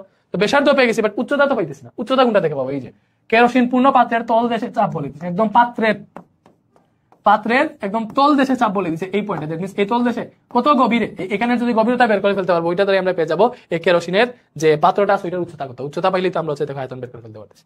এটা থেকে লিখবো আমরা P = H ρ g। সো এটা থেকে হচ্ছে আমাদের গভীরতা আসবে H = P/ρ × g। এবারে আসো P কত? 1568 প্যাসকেল। আচ্ছা, কেরোসিনের ঘনত্ব, আবার কেরোসিনের ঘনত্ব ভালো করে বুঝো। কেরোসিনের ঘনত্ব আমরা একটু আগে বের করছি, ρ = 800 আসে। এটাও অনেকটা মুখস্থ, কেরোসিনের ঘনত্ব 800 কেজি/মিটার। কেরোসিনের ঘনত্ব কত? 800, ঠিক আছে। তো এই যেগুলো হচ্ছে মোটামুটি ইম্পর্টেন্ট, ওইগুলা মুখে মুখে রাখার কথা। তো ভাই যা যা পড়াইতেছি এখানে, যেটা ঘনত্ব দিয়ে করতেছি, সবগুলা মনে রাখো। এগুলা পরীক্ষায় খুব বেশি ইম্পর্টেন্ট এবং আশা করা যায় এগুলা থেকেই পরীক্ষায় আসবে ইনশাআল্লাহ। বেশিরভাগ এমসিকিউ এখান থেকে কমন পাবা, ঠিক আছে। তো এটা আসতেছে আমাদের 0.2 মিটার। উচ্চতা আসছে 0.2 মিটার। এবার তুমি এখানে বসাও, আয়তন বের করবা, কেরোসিনের আয়তন। সো পাই হচ্ছে 3.1416, আর হচ্ছে ভাইয়া 5 সেন্টিমিটার বসে। মিটারে যদি নাও 0.05 মিটার আসবে, কারণ মিটার নিতে হলে 100 দিয়ে ভাগ দেওয়া লাগে, ঠিক আছে। সো 0.05, ঠিক আছে। স্কয়ার আছে, স্কয়ার দিলাম, এইচ এর মান 0.2 আসছে। তো এটাই সব করলে যা আসে আনসার। আমরা দ্রুত কেন করতেছি জানো? কারণ এটা এমসিকিউ, বুঝ মনে রাখতে হবে। তো এখানে আয়তন আসতেছে, কেরোসিনের আয়তন বের করতে বলছে, বাট এখানে কেন বর দেওয়া আছে। আচ্ছা, আয়তনটা আমরা বের করি। আয়তন বের হয়েছে আমাদের 1.57 × 10⁻³ এত মিটার কিউব। এটা আসছে আমাদের আয়তন, মিটার কিউবে বের করছি। এটাই হচ্ছে আমাদের আয়তন। বাট এখানে যেই এককে দেওয়া আছে ওইগুলো এক্স্যাক্টলি কি বুঝাইতেছে মনে করো। এখানে কোয়েশ্চেন মনে করো আয়তন না বরং ভর, আনসার ভরে দেওয়া আছে। আমরা আয়তন যদি বের করে ফেলতে পারি, বড় বের করতে পারবো। কেরোসিনের বর M = B × ρ। B পেয়ে গেছে আয়তন 1.57 × 10⁻³ এবং ঘনত্ব কত ভাইয়া? কেরোসিনের ঘনত্ব 800। এটা হিসাব করো, 1.57 × 10⁻³ × 800। এটা আসতেছে আমাদের 1.256 এত কেজি। এত বড় আসে 1.25 কেজি। এটা বলো, বুঝছি? তো বড় বের করলে বের করতে পারবো, আয়তন বললে আয়তন বের করতে পারবো, যা ইচ্ছা বলুক আমরা বের করতে পারবো। জাস্ট কনসেপ্টটা বুঝলেই হয়ে গেছে। চ্যাপ্টারটা যখন আমি পড়াইছি আমাদের বেসিক টু কোর্সে, মেইন যে চ্যাপ্টারটা, এটা তো এমসিকিউ তে আমরা সিরিজ পড়তেছি বা রিভিশন বেঁচে, চ্যাপ্টারে যা যা থাকে সব হাবি যাই উদ্ধার করে ফেলছি। এখন এমসিকিউ এর জন্য আমাদের বেশি সময় নষ্ট করলে হবে না, এজন্য আমরা একটু দ্রুত করতেছি। তরলে নিমজ্জিত বস্তু ওজন হারায় নিচের কোনটির জন্য? আমরা দেখছি তরলে কোনো বস্তু ওজন হারায় কোন সময়? আর্কিমিডিসের সূত্র অনুসারে তরল বা বায়বীয় পদার্থে কোনো বস্তু আংশিক বা সম্পূর্ণরূপে নিমজ্জিত করলে বস্তুটি কিছুটা কিছুটা ওজন হারায় বলে মনে হয়। এই হারানো ওজন বস্তু দ্বারা অপসারিত তরলের ওজনের সমান। আর আমরা নিয়ে অপসারিত তরল সমান প্লবতা। বা আরেকটা জিনিস জানি, প্লবতা মানে কি? কোন জিনিসকে ডুবাইলে পানি উপর দিকে যে এটাকে ফোর্স দেয়, উপর দিকে যে লব্ধি বল দেয়, এটা হচ্ছে প্লবতা। উপর দিকে বল দিলে অবশ্যই বস্তুটা ওজন হারাবে, কারণ উপর দিকে ফোর্স ক্রিয়েট করতেছে পানি। দেখবেন ওজনটা কি হয়ে যাবে? একটু হালকা হয়ে যাবে, কমে যাবে। সো তরলে নিমজ্জিত বস্তু ওজন হারায় কিসের জন্য? কোনটির জন্য? প্লবতার জন্য। কিসের জন্য? প্লবতার জন্য। আর প্লবতা মানে হচ্ছে ঊর্ধ্বমুখী বল, ঠিক আছে। প্লবতা মানে কি? ঊর্ধ্বমুখী বল। প্লবতার সংজ্ঞায়িত ঊর্ধ্বমুখী বল দিয়ে। দেখো 1 সেন্টিমিটার স্কয়ার প্রস্থচ্ছেদের ক্ষেত্রফল ও 1 সেন্টিমিটার উচ্চতা বিশিষ্ট কোনো সিলিন্ডারকে পানিতে নিমজ্জিত করলে তার উপর ক্রিয়াশীল প্লবতা বের করতে বলছে। দেখো প্লবতা B ρ g। প্লবতার সূত্র কি? B ρ g। দ্যাট মিন্স তোমার আয়তন লাগতেছে, আয়তন বের করো। B সমান কি? ক্ষেত্রফল দেওয়া আছে, উচ্চতা দেওয়া আছে। সো B সমান A × H, এটাও আমরা জানি। এগুলো তো সাধারণ সূত্রের জন্য এই চ্যাপ্টারে লিখি নাই। আয়তনের সূত্র কি?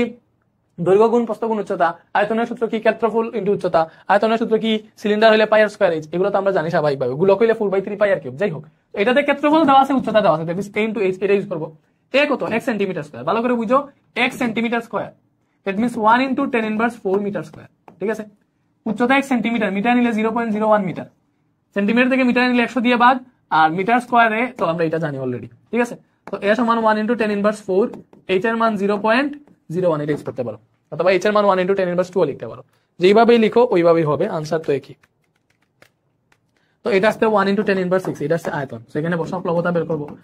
1 ইনটু 10 ইনভার্স 6 আয়তন আসছে। আমাদের বলছে এত উচ্চতা বিশিষ্ট কোন সিলিন্ডারকে পানিতে নিমজ্জিত করছে। কিসে নিমজ্জিত করছে? পানিতে। তাহলে এখানে র কি হবে? পানির ঘনত্ব। ঠিক আছে, পানির ঘনত্ব তো জানো, পানির ঘনত্ব র যে 1000 বসাই দিছি, এগুলো বুঝতেছো? পানির ঘনত্ব 1000 কেজি পার মিটার কিউব, জি হচ্ছে 9.8। তো হিসাব করে এটা 1 ইনটু 10 ইনভার্স 6 ইনটু 1000 ইনটু 9.8, এটা আসতেছে কত? 9.8 ইনটু 10 ইনভার্স 3, কত আসতেছে? 9.8 ইনটু 10 ইনভার্স 3 নিউটন। প্লবতার একক কি? নিউটন। প্লবতার একক কি ভাইয়া? নিউটন। মনে রাখবা, প্লবতার একক নিউটন। প্লবতার একক হচ্ছে নিউটন। এটা দেখো, 200 সেন্টিমিটার কিউব আয়তন বিশিষ্ট একটা গোলাকার বস্তুর অর্ধেক পানিতে ডুবে ভেসে আছে। গোলকটি দ্বারা অপসারিত পানির ওজন, দেখো অপসারিত পানির ওজন সমান প্লবতা, অপসারিত পানির ওজন মানে প্লবতা, অপসারিত পানির ওজন হবে তোমার বি রো জি। অপসারিত পানির ওজন কত হবে? বি র জি। এখানে বিটা কি? যতটুকু আয়তন পানিতে ডুবাইল আছে ওই আয়তনটা। সো 200 সেন্টিমিটার কিউব আয়তন বিশিষ্ট একটা গোলক বস্তু অর্ধেক পানিতে ডুবানো আছে, তাহলে অর্ধেক পানির আয়তন কত হবে? অর্ধেক পানির আয়তন হবে, দেখো তার টোটাল আয়তন 200, তাহলে অর্ধেকের আয়তন হবে 100।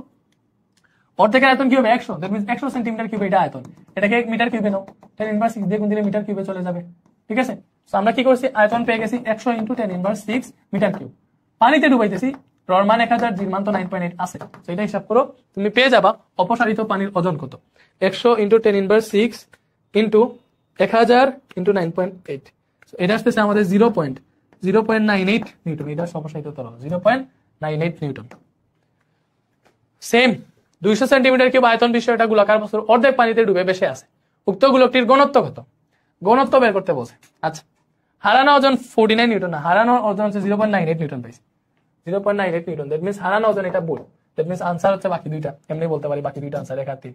যাই হোক, প্লবতার মান 0.98 নিউটন। দেখো হারানো ওজন প্লবতা এক জিনিস, হারানো ওজন বের করছি, অপসারিত ওজন বি রো জি দিয়ে বের করছি, 0.98 নিউটন বের হইছে, দ্যাট মিন্স প্লবতাও 0.98 নিউটন। বলছে ঘনত্ব 500 কেজি পার মিটার কিউব, এটা কেমনে বের করবো? ঘনত্বটা কেমনে বের করবো? দেখো 200 সেন্টিমিটার কিউব আয়তন দেওয়া আছে।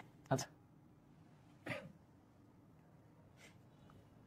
ঘনত্ব কি ভাইয়া? Rho is equal to M by V, বা হচ্ছে এটা এমনও বের করা যায়। দেখো আমরা পাইছি বি রো জি, এটা কি ভাইয়া? প্লবতা। এই প্লবতা বি রো জি সমান কত পাইছি? 0.98 নিউটন। একটা জিনিস বুঝো, বি রো জি সমান পাইছি 0.98 নিউটন। ঠিক আছে, ঠিক আছে, বি সমান পাইছি 0. আচ্ছা, আরেকটা জিনিস দেখো এখানে, এইভাবে না বলে এইভাবে বলা যায়, 200 সেন্টিমিটার কিউব আয়তন বিশিষ্ট একটা গোলাকার বস্তু অর্ধেক পানিতে ডুবছে, পানির ঘনত্ব হচ্ছে 1000। ভালো করে বুঝো, পানির ঘনত্ব হচ্ছে 1000। তাহলে কোন বস্তু পানির মধ্যে অর্ধেক ডুবছে মানে তার ঘনত্ব পানির অর্ধেক, এজন্য অর্ধেক ডুবছে। এটা ডিটেইলসে বুঝাইতেছি। কোন বস্তু পানির ঘনত্ব 1000, তো পানিতে যদি অর্ধেক ডুবে তাহলে বস্তুর ঘনত্ব হবে, দেখো বস্তুর ঘনত্ব কি হবে ভাইয়া? বস্তুর ঘনত্ব এই যে অর্ধেক ডুবছে মানে হচ্ছে পানির অর্ধেক, অথবা বস্তুর ঘনত্ব র সমান পানির ঘনত্ব ইনটু কত অংশ ডুবছে? অর্ধেক ডুবছে, অর্ধেক। এটা দিয়ে যদি হিসাব করো, পানির ঘনত্ব হচ্ছে আবার 1000, আর এখানে হাফ আছে, সেটা এটা করলে 500 আসবে। কত আসবে? 500। আপাতত আনসার এখন 3 দাগাইলাম, এবং এই জিনিসটা তোমাদেরকে আমি এখন বুঝাই। ঠিক আছে, এই জিনিসটা বুঝাই। বাসা ডুবাই, যে বাসবে না ডুববে এগুলো তুমি কেমনে বের করবা? মনে করো পানির ঘনত্ব, ভালো করে বুঝো, পানির ঘনত্ব থিঙ্ক অ্যাবাউট ইট, পানির ঘনত্ব হচ্ছে র অফ ডাব্লিউ। ঠিক আছে, আর বস্তুর ঘনত্ব র। এরকম যদি হয় তাহলে বস্তুর ঘনত্ব যদি পানির ঘনত্ব থেকে বেশি হয়, ভালো করে দেখো কি লিখছি, বস্তুর ঘনত্ব পানির ঘনত্ব থেকে বেশি, কারণ পানির ঘনত্ব র অফ ডাব্লিউ, তাহলে এক্ষেত্রে বস্তু পানিতে ডুবে যাবে। কি হবে? বস্তু সম্পূর্ণ পানিতে ডুবে যাবে। কি বলছি? সম্পূর্ণ পানিতে ডুবে যাবে। যদি বস্তুর ঘনত্ব পানির ঘনত্ব থেকে বেশি হয়, বস্তু কি করবে? সম্পূর্ণ পানিতে ডুবে যাবে। আর যদি বস্তুর ঘনত্ব পানির ঘনত্ব থেকে কম হয়, তাহলে বস্তু পানিতে বাষ্প পাবে, সম্পূর্ণ না, পানিতে বাষ্প। কত অংশ বাষ্প এটা পরে বের করতেছি। আর যদি বেশি ঘনত্ব বেশি হয় তাহলে সম্পূর্ণটা পানিতে ডুবে যাবে। আবার বস্তুর ঘনত্ব আর পানির ঘনত্ব যদি সমান হয়ে যায় এরকম কেসে, বস্তুর ঘনত্ব আর পানির ঘনত্ব যদি সমান হয়ে যায় এরকম কেসে কি হবে, বস্তু পানিতে সম্পূর্ণ নিমজ্জিত অবস্থায় ভাসবে। কি বলছি, সম্পূর্ণ নিমজ্জিত অবস্থায় ভাসবে, সম্পূর্ণ নিমজ্জিত অবস্থায় ভাসবে। ভাইকে বুঝাইতে পারছি? বলো, যদি তোমার বস্তুর ঘনত্ব পানির ঘনত্বের সমান হয়ে যায় তাইলে বস্তুটি পানিতে সম্পূর্ণ নিমজ্জিত অবস্থায় ভাসবে। বস্তুটি কি করবে, পানিতে সম্পূর্ণ নিমজ্জিত অবস্থায় ভাসবে, সম্পূর্ণ নিমজ্জিত অবস্থায় ভাসবে। ঠিক আছে, আচ্ছা, সো এটা আমরা বুঝলাম, বস্তুটি কি করবে, পানিতে সম্পূর্ণ নিমজ্জিত অবস্থায় ভাসবে। ঠিক আছে, এইবার কোন বস্তু পানিতে কত অংশ ডুববে এইগুলা কেমনে বের করবা? ওকে, সো এখানে আমরা দেখছি যে পানির ঘনত্ব র অফ ডাব্লিউ এবং বস্তুর ঘনত্ব যদি র হয় এরকম কেসে কত অংশ ডুববে, এরকম কেসে কত অংশ ডুববে, এই যে বস্তু পানিতে ডুববে, দেখো বস্তু ডুববে, কত অংশ ডুববে, বস্তু ডুববে হচ্ছে বস্তুর ঘনত্ব ডিভাইডেড বাই পানির ঘনত্ব। কি লিখতেছি ভাইয়া, কত অংশ ডুববে ওইটা লিখতেছি না, তো এটা কেমনে, বস্তুর ঘনত্ব ডিভাইডেড বাই পানির ঘনত্ব কিন্তু 100%। তো এটা দিয়ে তুমি কত অংশ, কত পার্সেন্ট ডুববে এটা বের করে ফেলতে পারো। ঠিক আছে, ঠিক আছে, বস্তু কতটুকু ডুববে, বস্তুর ঘনত্ব বাই পানির ঘনত্ব কিন্তু 100%, এটা দিয়ে যদি বের করো তাহলে বস্তু কতটুকু ডুববে পেয়ে যাবো। মনে করো কোন বস্তুর ঘনত্ব 500, কোন বস্তুর ঘনত্ব 500 কেজি পার মিটার কিউব, ওইটা পানিতে কতটুকু ডুববে, ওইটা পানিতে ডুববে কতটুকু ডুববে হচ্ছে বস্তুর ঘনত্ব ডিভাইডেড বাই পানির ঘনত্ব ইনটু 100%, এটা তো আমরা সূত্র পড়ছি। তো বস্তুর ঘনত্ব 500, ঠিক আছে, পানির ঘনত্ব পাইছি আমরা 1000 ইনটু 100% তো আছে। তো এটা দিয়ে যদি হিসাব করো তোমার কত আসতেছে, 50% আসতেছে। কত পার্সেন্ট আসতেছে, 50% মানে অর্ধেক। সো কোনটা 500, ঘনত্ব 500 হইলে এটা অর্ধেক ডুবে, 50% ডুবে। ঠিক আছে, সো একটা বস্তুর ঘনত্ব মনে করো 100 কেজি পার মিটার কিউব, পানিতে কতটুকু ডুববে, কত অংশ ডুবে থাকবে ভাইয়া, কত অংশ ডুবে থাকবে, সো ডুববে হচ্ছে বস্তুর ঘনত্ব ডিভাইডেড বাই পানির ঘনত্ব ইনটু 100%, এটাই তো সূত্র। তো এই সূত্র অনুযায়ী 10% ডুববে, হিসাব করে দেখো 10% ডুববে, তাহলে বাঁচবে কত পার্সেন্ট, 100 থেকে যদি 10 বিয়োগ দাও, যা ডুবছে তার যদি বিয়োগ দিয়ে দাও, টোটাল তো 100%, তো যা ডুবছে তা বিয়োগ দিলে তো কত অংশ বাঁচবে ওইটা পেয়ে যাবা, তাহলে 90% বাঁচবে। তো এই টাইপের মেতে যাতে আর কোনো সমস্যা না হয়। তো কোনো বস্তুর ঘনত্ব যদি 300 হয় তাহলে সে 30% ডুববে, 70% বাঁচবে। কোন বস্তুর ঘনত্ব যদি তোমার 80, কোন বস্তুর ঘনত্ব 80 কেজি পার মিটার কিউব হয়, ওইটা পানিতে 80% ডুববে, বাকি 20% বাঁচবে। কত ইজি ব্যাপার সেপার। ঠিক আছে, ওকে। বস্তুর ওজন তরলের প্লবতার চেয়ে বেশি হলে কোনটা ঘটবে, এই যে বস্তুর ওজন, ভালো করে বুঝো, প্লবতার চেয়ে বেশি মানে হচ্ছে কাহিনী কি হয়েছে দেখাই। এই যে মনে করো এখানে একটা বস্তু আমরা দিছি, ঠিক আছে, ওইটা নিচের দিকে মনে করো F1 বল ক্রিয়েট করবে, আর প্লবতা মানে কি, প্লবতা মানে হচ্ছে এটা উপর দিকে তার প্লবতা যতটুকু ওইটা অনুযায়ী উপর দিকে ধাক্কা দিবে। প্লবতা মানে কি, ঊর্ধ্বমুখী বল না, তাহলে বস্তুর ওজন যদি বেশি হয় তাহলে বস্তুর ওজনের জন্য যে বল নিচের দিকে ক্রিয়েট হবে ওইটা যদি বেশি হয়, তাহলে পানি যেটা ধাক্কা দিতেছে ওইটা যদি কম হয় তাহলে বস্তুর ওজন বেশি, পানি যে ধাক্কা দিতেছে ওইটা কম, তাহলে অবশ্যই বস্তুটা পানিতে ডুবে যাবে। মানে এটা একটু যদি কম হয়, প্লবতা থেকে কম হইলে বস্তু কি করবে, পানিতে ডুবে যাবে, পানিতে সম্পূর্ণভাবে ডুবে যাবে, কারণ হচ্ছে বস্তুর ওজন প্লবতার চেয়ে বেশি, সেজন্য। ঠিক আছে, পানি ও কেরোসিনের ঘনত্বের অনুপাত 5:4। কোন বস্তু পানিতে নিমজ্জিত অবস্থায় ভাসলে বস্তুটি কেরোসিনে কি করবে, দেখো পানিতে নিমজ্জিত অবস্থায় ভাসা, দ্যাট মিন্স পানিতে কোন সময় নিমজ্জিত অবস্থায় ভাসে, পানিতে নিমজ্জিত অবস্থায় ভাসে যখন বস্তুর ঘনত্ব পানির ঘনত্ব সমান হয়। ঠিক আছে, তাহলে বস্তুটা যদি পানিতে নিমজ্জিত অবস্থায় ভাসে, দেখো বস্তুটা পানিতে নিমজ্জিত অবস্থায় ভাসলে আমাদের বস্তুর ঘনত্ব কি হবে, যে এখানে একটা ক্লু পাইছে, আনসার পেয়ে গেছি। বস্তুটা পানিতে নিমজ্জিত অবস্থায় ভাসলে বস্তুর ঘনত্ব হবে পানির ঘনত্বের সমান 1000 কেজি পার মিটার কিউব। ঠিক আছে, বস্তুর ঘনত্ব কি হবে, পানির ঘনত্বের সমান, বস্তুর ঘনত্ব পানির ঘনত্বের সমান। ঠিক আছে, ওকে। এখন বলছে এখানে দেখো বলছে পানি ও কেরোসিনের ঘনত্বের অনুপাত 5:4। ভালো করে বুঝো, পানি মানে র অফ ডাব্লিউ, অনুপাত কেরোসিন মনে করলাম হচ্ছে র প্রাইম, ঠিক আছে, বা র অফ এক্স, কথা আমি জানি না, কেরোসিন মনে করো র অফ এক্স। তো পানি অনুপাত কেরোসিন বলছে 5:4। তো আমি এখান থেকে কেরোসিনের ঘনত্বটা বের করবো। তো কেরোসিন পরে আছে, এটাকে আমি উপরে লিখলাম, পানি সামনে আছে, এটাকে আমি নিচে লিখলাম। ঠিক আছে, কেরোসিনকে উপরে লিখলাম, কেরোসিনটা বের করবো, কেরোসিনের ঘনত্বটা উপরে লিখছি, কেরোসিনের ঘনত্বটা উপরে লিখছি, পানির ঘনত্বটা নিচে লিখছি। ঠিক আছে, এইখানে কি করতে হবে, দেখো পরেরটা উপরে লিখছি এবং আগেরটা নিচে লিখছি, এখানেও সেম, আগেরটা নিচে পরেরটা উপরে। এইভাবে এইখান থেকে দেখো কেরোসিনের ঘনত্ব কত আসবে, 4/5 ইন্টু পানির ঘনত্ব রফ ডাব্লিউ এখানে গুণ হয়ে যাবে, 4/5 ইন্টু পানির ঘনত্ব 1000। তো এটা যদি হিসাব করো আসতেছে কেরোসিনের ঘনত্ব 800 কেজি পার মিটার কিউব। তো কেরোসিনের ঘনত্ব পাইছে 800 কেজি পার মিটার কিউব, বুঝছি, ওকে। তো এটা বুঝছো, তো বস্তুর ঘনত্ব পাইতেছে 1000, কেরোসিনের ঘনত্ব 800, দ্যাট মিন্স বস্তুর ঘনত্ব যদি র হয় তাহলে এই রটা কেরোসিনে ডুবাইলে কেরোসিনের ঘনত্ব থেকে বেশি হইতেছে, দ্যাট মিন্স বস্তুটা কেরোসিনে কি হবে, সম্পূর্ণ ডুবে যাবে। বলছে না পানি ও কেরোসিনের ঘনত্বের অনুপাতে তো বস্তু পানিতে নিমজ্জিত অবস্থায় বাসলে কেরোসিনে কি হবে? কেরোসিনে সম্পূর্ণ ডুবে যাবে, কারণ কেরোসিনের ঘনত্ব পাইছি আমরা 800 হিসাব মতে, আর বস্তুর ঘনত্ব 1000। দ্যাট মিন্স বস্তুর ঘনত্ব কেরোসিনের ঘনত্ব থেকে বেশি, বস্তু কেরোসিনে সম্পূর্ণ ডুবে যাবে। এই শর্তগুলো আমরা আগে পড়ছি। আমার তো মুখ টুক বন্ধ হয়ে যাইতেছে আল্লাহ।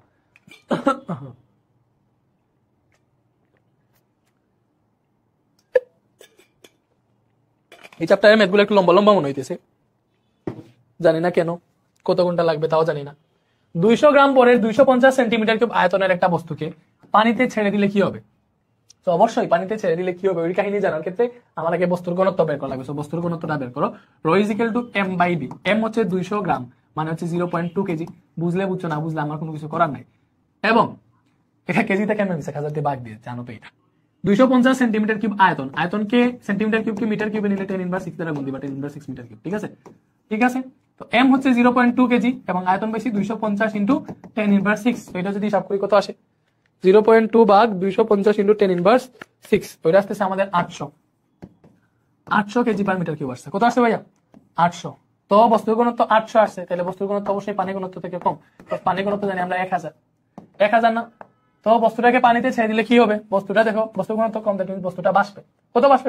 বস্তুটার 80% ডুবে থাকবে। দেখো বস্তুটা বাষ্পে, বাট কত পার্সেন্ট ডুববে আমরা জানি। কতটুকু ডুববে? ডুবার সূত্র কি? এখানে যেহেতু সম্পূর্ণভাবে দেয় নাই, 50% ডুবে যাবে। সম্পূর্ণ নিমজ্জিত অবস্থায় বাষ্পে, সম্পূর্ণ নিমজ্জিত অবস্থায় বাষ্পে তখন যখন দুইটার ঘনত্ব সমান হয়ে যাবে। বস্তুটা ডুবে যাবে কখন? যখন বস্তুর ঘনত্ব পানির ঘনত্ব থেকে বেশি হয়ে যাবে। দ্যাট মিন্স এই দুইটার থেকে তো আমার খাটতেছে না। বস্তুটি 50% ডুববে না 80% ডুববে, এটা আমরা বের করবো। তো কতটুকু ডুববে? এটা সূত্র হচ্ছে বস্তুর ঘনত্ব বাই পানির ঘনত্ব ইনটু 100%। তো ওই সূত্র মতে বস্তুর ঘনত্ব 800, পানির ঘনত্ব 1000, 100% করলে আমরা দেখতেছি 80% ডুবে যাবে। ইজি না? একদম ইজি। ঠিক আছে। কর্কের ঘনত্ব এত, কর্ক হলে পানিতে ভাসিয়ে দিলে তার কত শতাংশ পানির নিচে থাকবে? কর্কে পানিতে ভাসিয়ে দিলে কত শতাংশ পানির নিচে থাকবে? পানির নিচে থাকবে মানে কত শতাংশ ডুববে ওইটা বের করতে বসে। কত শতাংশ ডুববে এটা সূত্র বস্তু ঘনত্ব ডিভাইডেড বাই পানি ঘনত্ব ইনটু 100%। দেখো কত ইজিলি এগুলো শিখতে পারতেছ না, মানে একদম মুখস্থ হয়ে যাবে। এই যে করতেছি না, এরকম ম্যাথ আর দেখলে পারবা না? অবশ্যই পারবা। সো কর্কের ঘনত্ব 0.25, মানে বস্তুর ঘনত্ব যেটা দিচ্ছে ইনটু 10⁻3, পানির ঘনত্ব আবার 1000, এখানে 100% আছে। এটা ক্যালকুলেটরে বসাও, এটা আসলে 25% ডুবে যাবে, কারণ আমি দেখতেছি এটা গুণ দিলে 250 হইতেছে। কত পার্সেন্ট ডুবে যাবে? 25%। ওকে। 5 কেজি বরের একটা বস্তুকে পানিতে নিমজ্জিত করা হলো। বস্তুর আয়তন 500 সেন্টিমিটার কিউব। পানির ঘনত্ব এত হলে বস্তুর প্রকৃত ওজন বের করতে বলছে। আচ্ছা, বস্তুর প্রকৃত ওজন, তো বস্তুর প্রকৃত ওজন ডিরেক্ট W = mg। প্রকৃত ওজন মানে এই যে বাতাসে ওজন যেটা বলে, স্বাভাবিকভাবে ওজন, এটা প্রকৃত ওজন। W = mg। তারপর দেওয়া আছে 5 কেজি, জি দেওয়া আছে 9.8। এটা হিসাব করলে তো আমাদের যা আসে ওইটা অ্যান্সার। কত আছে? 49 নিউটন মিটার শেষ। ওইটা প্রকৃত ওজন। ঠিক আছে। তো সেম বস্তুটা দেখি আমরা কোশ্চেন 262, ভালো করে বুঝো। 600টার মধ্যে 262 অলরেডি সলভ হয়ে যেতেছে। আস্তে আস্তে আমরা অর্ধেকই সলভ করে ফেলতেছি। তোমরা একটু লেট হইতেছে ভাই ক্লাস দিতে, কোজ অনেক প্রেশারের মধ্যে আছি। রিভিশন বেসে ক্লাস দিতেছি, কতটা ঝালার মধ্যে দিয়ে যাইতেছি, এই যে সিবিএসএ ক্লাস, এজন্য প্রেশারে আছি। ক্লাস দিতে লেট হইলেও ক্লাস তো দিতেছি। এখনো পরীক্ষার সময় আছে 2 মাস, চিন্তা করো কেন? অলরেডি আমরা এই যে 1 মাস বাকি থাকতে আমরা এটা কমপ্লিট করে দিয়ে দিই। 5 কেজি বরের বস্তুকে পানিতে নিমজ্জিত করা হলো। বস্তুর আয়তন 500 সেন্টিমিটার কিউব হলে, এটাতে বলছে পানিতে নিমজ্জিত অবস্থায় বস্তুটির উপর ক্রিয়াশীল ঊর্ধ্বমুখী বল কত? দ্যাট মিন্স তোমাকে এখানে যেটা বের করতে বলছে, বুঝছো? তোমাকে যেটা বের করতে বলছে সেটা হচ্ছে প্লবতা। কি বের করতে বলছে? প্লবতা। সো পানির ঘনত্ব দিছে, পানিতে নিমজ্জিত অবস্থায় বস্তুটির উপর ক্রিয়াশীল বল বের করতে বলছে। কেমনে বের করবে? ওকে, বস্তুর আয়তন কত বলছে? দেখো বস্তুর আয়তন, প্লবতার সূত্র কি আমরা জানি? প্লবতা সমান বি রো জি, এটাই তো প্লবতার সূত্র। ঠিক আছে। তো বস্তুর আয়তন হচ্ছে 500 সেন্টিমিটার কিউব। এটা মানে কি 500 into 10⁻6 metre cube. 1 centimetre cube সমান 10⁻6 মিটার কিউব। এটা হচ্ছে বস্তুর আয়তন। ঠিক আছে। এটা হচ্ছে আমাদের 500 ইন্টু 10⁻6 মিটার কিউব। ঘনত্ব রো সমান দেওয়া আছে 1000। দেখো ভালো করে বুঝো, নিমজ্জিত অবস্থায় বস্তুটির উপর ক্রিয়াশীল ঊর্ধ্বমুখী বল, ঊর্ধ্বমুখী বল মানে যে প্লবতা, এটা সম্পর্কে তো ধারণা আছে। তাহলে প্লবতার সূত্র বি রো জি। তাহলে এখানে বি মানে আয়তন, বস্তুর আয়তন, রো মানে যে পানিতে ডুবে দিয়েছে ওই পানির ঘনত্ব 1000, জির মান 9.8। ওইটাই হিসাব করলে যেটা আসে ওইটাই আনসার। ঠিক আছে।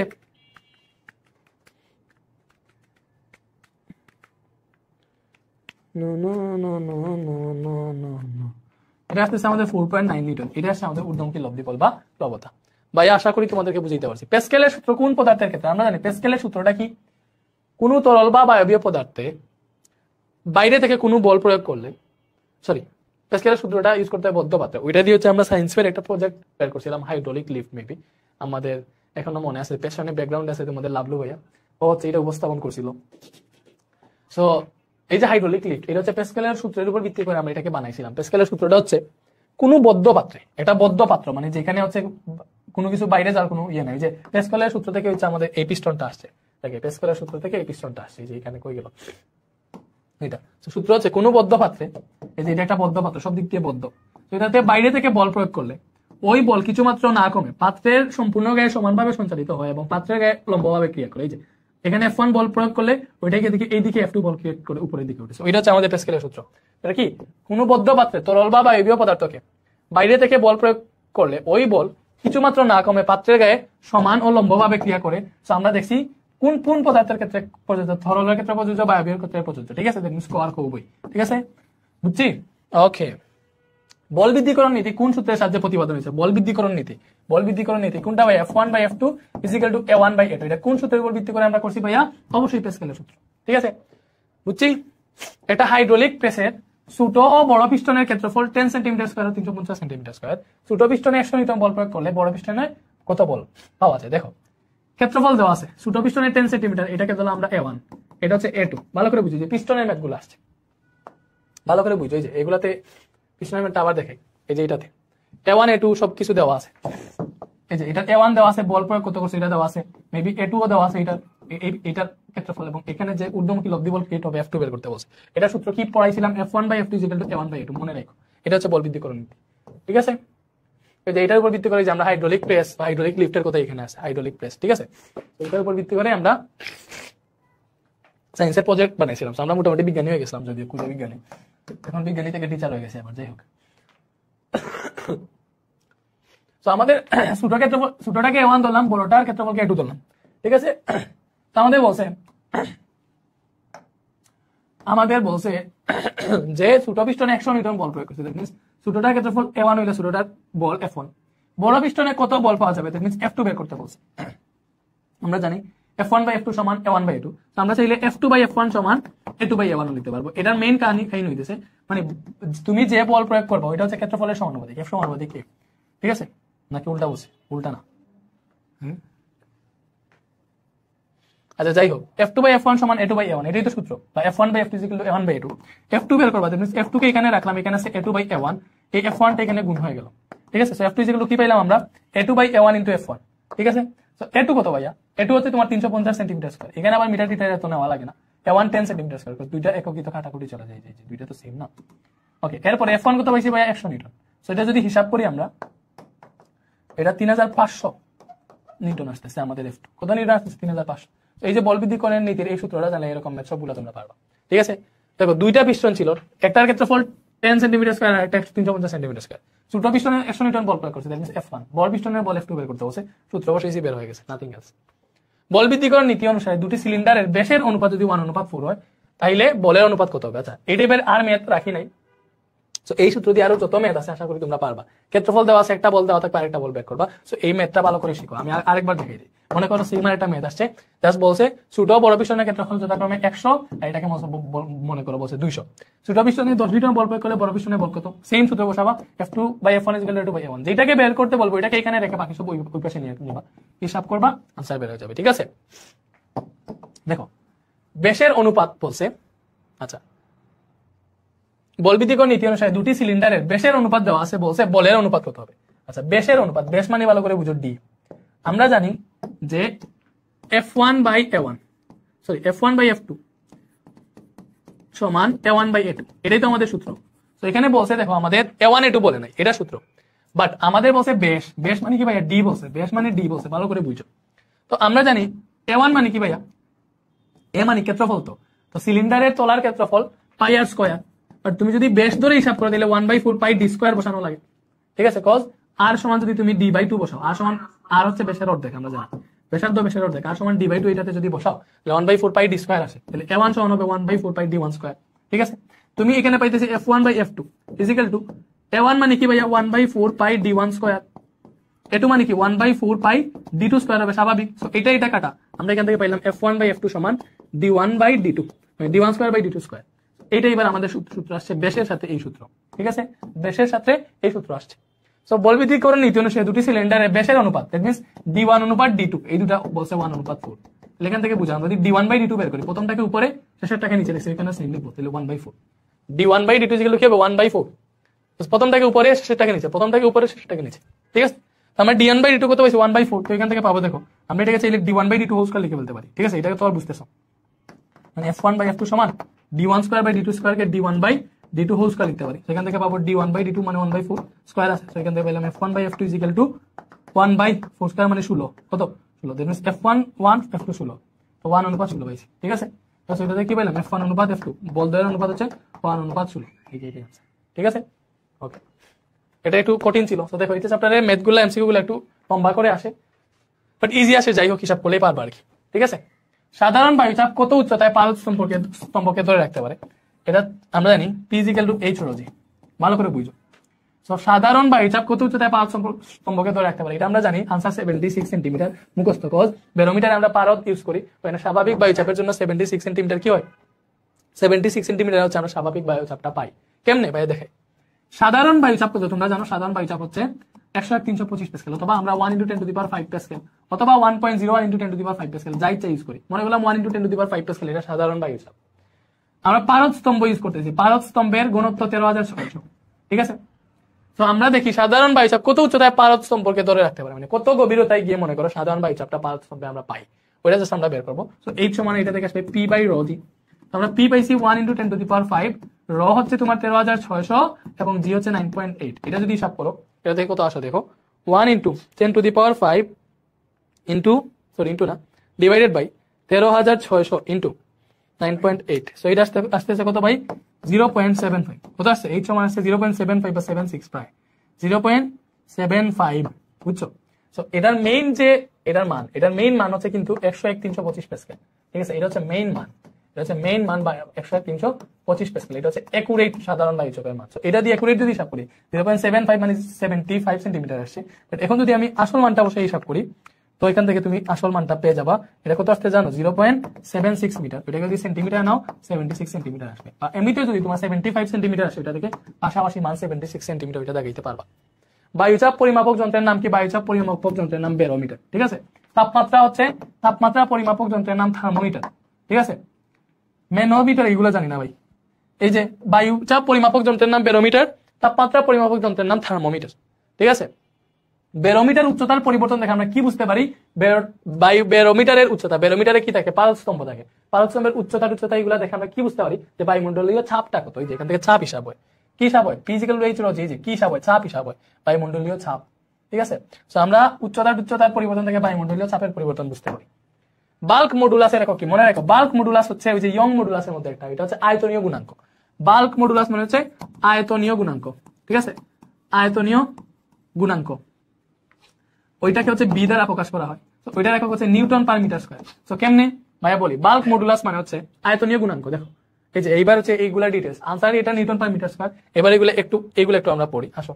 এটা মনে করো আমাদের সর্বশেষ টাইপ এই চ্যাপ্টারে, যা সব পড়ে ফেলছি, এটা হচ্ছে সর্বশেষ টপিক, আমরা একটু ভালো করে বুঝি।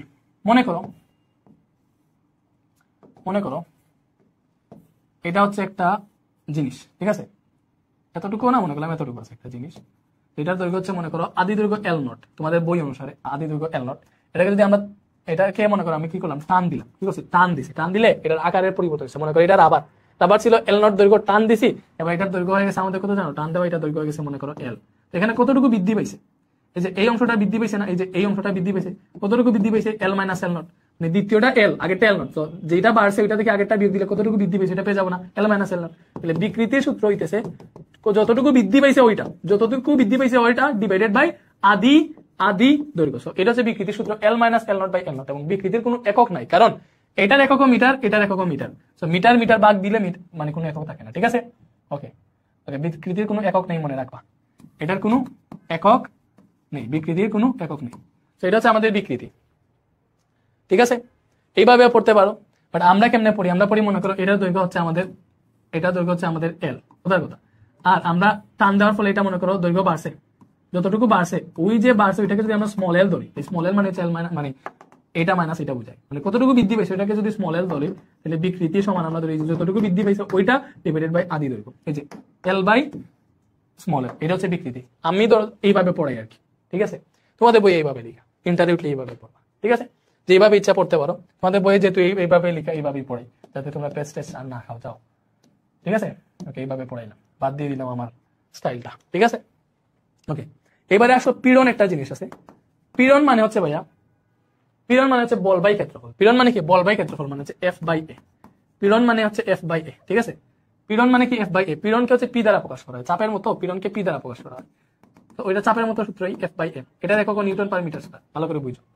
তো এইবার আছে তোমার ইয়ং মডুলাস, একটা জিনিস আছে ইয়ং মডুলাস, ভালো করে বুঝো। ইয়ং মডুলাস এটাকে ওয়াই দ্বারা প্রকাশ করা হয়। এটা মানে কি জানো? ইয়ং মডুলাস মানে হচ্ছে দৈর্ঘ্যের পরিবর্তের যে মানে স্থিতিস্থাপক গুণাঙ্ক, মানে দৈর্ঘ্যের জন্য যেটা, দৈর্ঘ্য বিকৃতির জন্য ওইটা আর কি। তো ইয়ং মডুলাস মানে হচ্ছে দৈর্ঘ্য বিকৃতি বাই দৈর্ঘ্য পীড়ন আর কি, দৈর্ঘ্য বিকৃতি বাই দৈর্ঘ্য পীড়ন। এটা মানে হচ্ছে পীড়ন বাই বিকৃতি, সরি। ইয়ং মডুলাস মানে কি? দৈর্ঘ্য পীড়ন বাই দৈর্ঘ্য বিকৃতি। স্থিতিস্থাপক গুণাঙ্ক মানে বুঝো পীড়ন বাই বিকৃতি। তো দৈর্ঘ্য পীড়ন বাই দৈর্ঘ্য বিকৃতি, দৈর্ঘ্য পীড়ন বাই কি পেয়েছি? দৈর্ঘ্য বিকৃতি। এটা হচ্ছে আমাদের ইয়ং মডুলাস, দৈর্ঘ্য পীড়ন বাই দৈর্ঘ্য বিকৃতি, ঠিক আছে? সো ইয়ং মডুলাসের সূত্র কি পেলাম? দৈর্ঘ্য পীড়ন বাই দৈর্ঘ্য বিকৃতি। সো দৈর্ঘ্য পীড়ন মানে কি পেয়েছি? এফ বাই এ, ভালো করে বুঝো। ওয়াই ইজ ইকুয়াল টু পাবো আমরা পীড়ন মানে এফ বাই এ পাইলাম, এবং বিকৃতি পাইলাম কি ভাইয়া? L minus L naught by L, L minus L naught by L, ঠিক আছে? তো এইবার তোমাদের বই অনুসারে এটার আনসার আমরা বের করে ট্রাই করি, ঠিক আছে?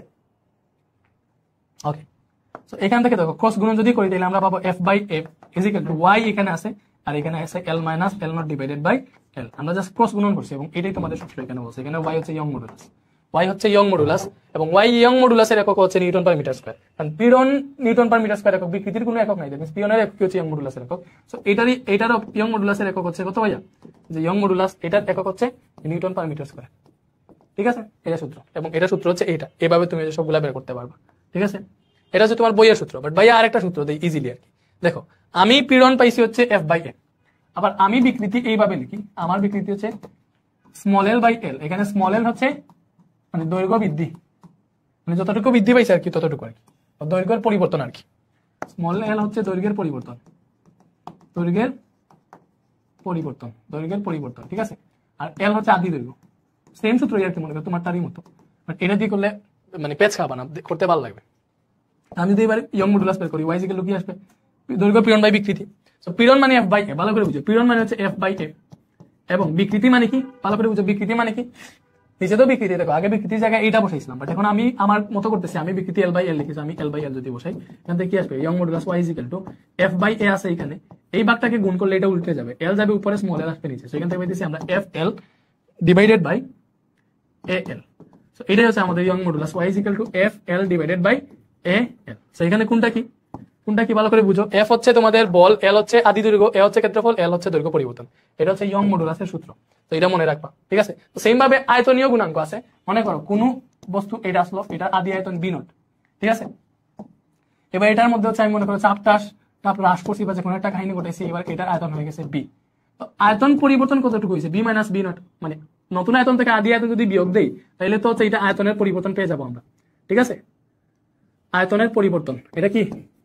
আয়তনের পরিবর্তন, এটা পাইছিলাম V minus B naught, V minus B naught, এটা আয়তনের পরিবর্তন। সো আমি যদি আয়তন বিকৃতি বের করতে চাই, ভালো করে বুঝা, আয়তন বিকৃতি যদি বের করতে চাই তাহলে আমার আয়তনের পরিবর্তন ডিভাইডেড বাই আদি আয়তন, এটাই তো ইউজ হবে, V minus B naught by V, sorry V naught, V minus B naught by B naught, cause আয়তনের পরিবর্তন বাই আদি আয়তন, এটাই তো বিকৃতির সূত্র। এবার দৈর্ঘ্য হোক আয়তন হোক যাই হোক, বিকৃতি মানে পরিবর্তন বাই আদিটা। সো আয়তনের ক্ষেত্রে বের করলে আয়তনের পরিবর্তন ডিভাইডেড বাই আদি আয়তন, এটা ইউজ হবে। তো এটা হচ্ছে আমাদের আয়তনের বিকৃতি। আবার পীড়ন জানি হচ্ছে আমরা পি সমান এফ বাই এ লিখেছি, এখন আমরা পীড়ন ডিরেক্ট পি ইউজ করতেছি, ঠিক আছে? আয়তনের ক্ষেত্রে ডিরেক্ট পীড়নের সময় তোমাকে বলে দিবে। সো এইবারে আসে আয়তনীয় গুণাঙ্ক অথবা বাল্ক মডুলাস বলে এটাকে, বাল্ক মডুলাস, এটাকে প্রকাশ করা হয় ভি দ্বারা, ঠিক আছে? সো এটা সূত্র কি? ওটা সূত্র হচ্ছে, ভালো করে বুঝো, আয়তনীয় গুণাঙ্ক, ওই যে দৈর্ঘ্যর যে ইয়ং মডুলাস ওইটার মতো সূত্র আর কি। আয়তনীয় গুণাঙ্ক কি ভাইয়া? ওইটার পীড়ন ডিভাইডেড বাই বিকৃতি, পীড়ন বাই বিকৃতি। সো আয়তনের ক্ষেত্রে ব্যবহার করতেছি আয়তনের টেস্ট করবো। পীড়ন হচ্ছে পি, বিকৃতি হচ্ছে ভাইয়া V minus B naught divided by B naught, এটা হচ্ছে আমাদের বিকৃতি। সো এটা হচ্ছে বাল্ক মডুলাসের সূত্র, ঠিক আছে? B is equal to P by B minus B naught by B naught. ও আদি কোনটা রে? এটা বুঝলাম না।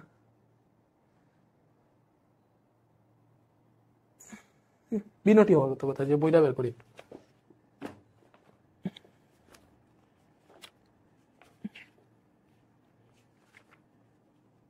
বি নট ই, ঠিক আছে, V minus B naught by B naught, ঠিক আছে। সো এটা থেকে আর গুণ করলে তুমি পাবা পীড়ন সমান V into V minus B naught divided by B naught. এই যে পি এটা হচ্ছে পীড়ন, এটা কি, এটা হচ্ছে পীড়ন, পীড়ন। এই বি হচ্ছে বাল্ক মডুলাস বা আয়তনের গুণাঙ্ক। সো ভালো করে চিন্তা করো, এটার যে বাল্ক মডুলাসের গুণাঙ্ক, যে এটার একক কি আসবে, পীড়ন বাই বিকৃতি না, পীড়নের একক নিউটন পার মিটার স্কয়ার, বিকৃতির একক নাই, দ্যাট মিন্স এটার আলটিমেট একক নিউটন পার মিটার স্কয়ার হবে, ঠিক আছে। সো এটা হচ্ছে আমাদের ওই যে বাল্ক মডুলাসের একক, ওই যে আমরা এখানে লিখছি যে বাল্ক মডুলাসের একক কিন্তু নিউটন পার মিটার স্কয়ার, ঠিক আছে। এবং এটা বুঝছি, আর আমরা এই সূত্র তো জানি যে পীড়ন সমানুপাতিক বিকৃতি, এটা তো জানি, এটা ভালো করে মনে রাখো, পীড়ন সমানুপাতিক বিকৃতি, এটা অনেক ভালো একটা সূত্র। এরপরে আসো চাপের সূত্র, একটা আছে তোমার আদর্শ গ্যাস, আদর্শ গ্যাসের সূত্র হচ্ছে P = nRT।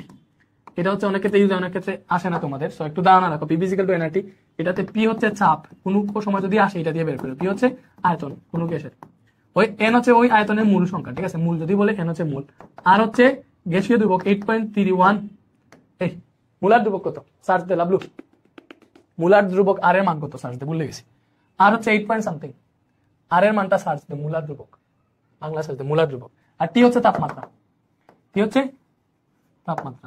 এটা হচ্ছে আমাদের আদর্শ গ্যাসের সূত্র P = nRT। ওইটা থেকে তুমি পিও বের করতে পারবা, P = nRT divided by V, ঠিক আছে।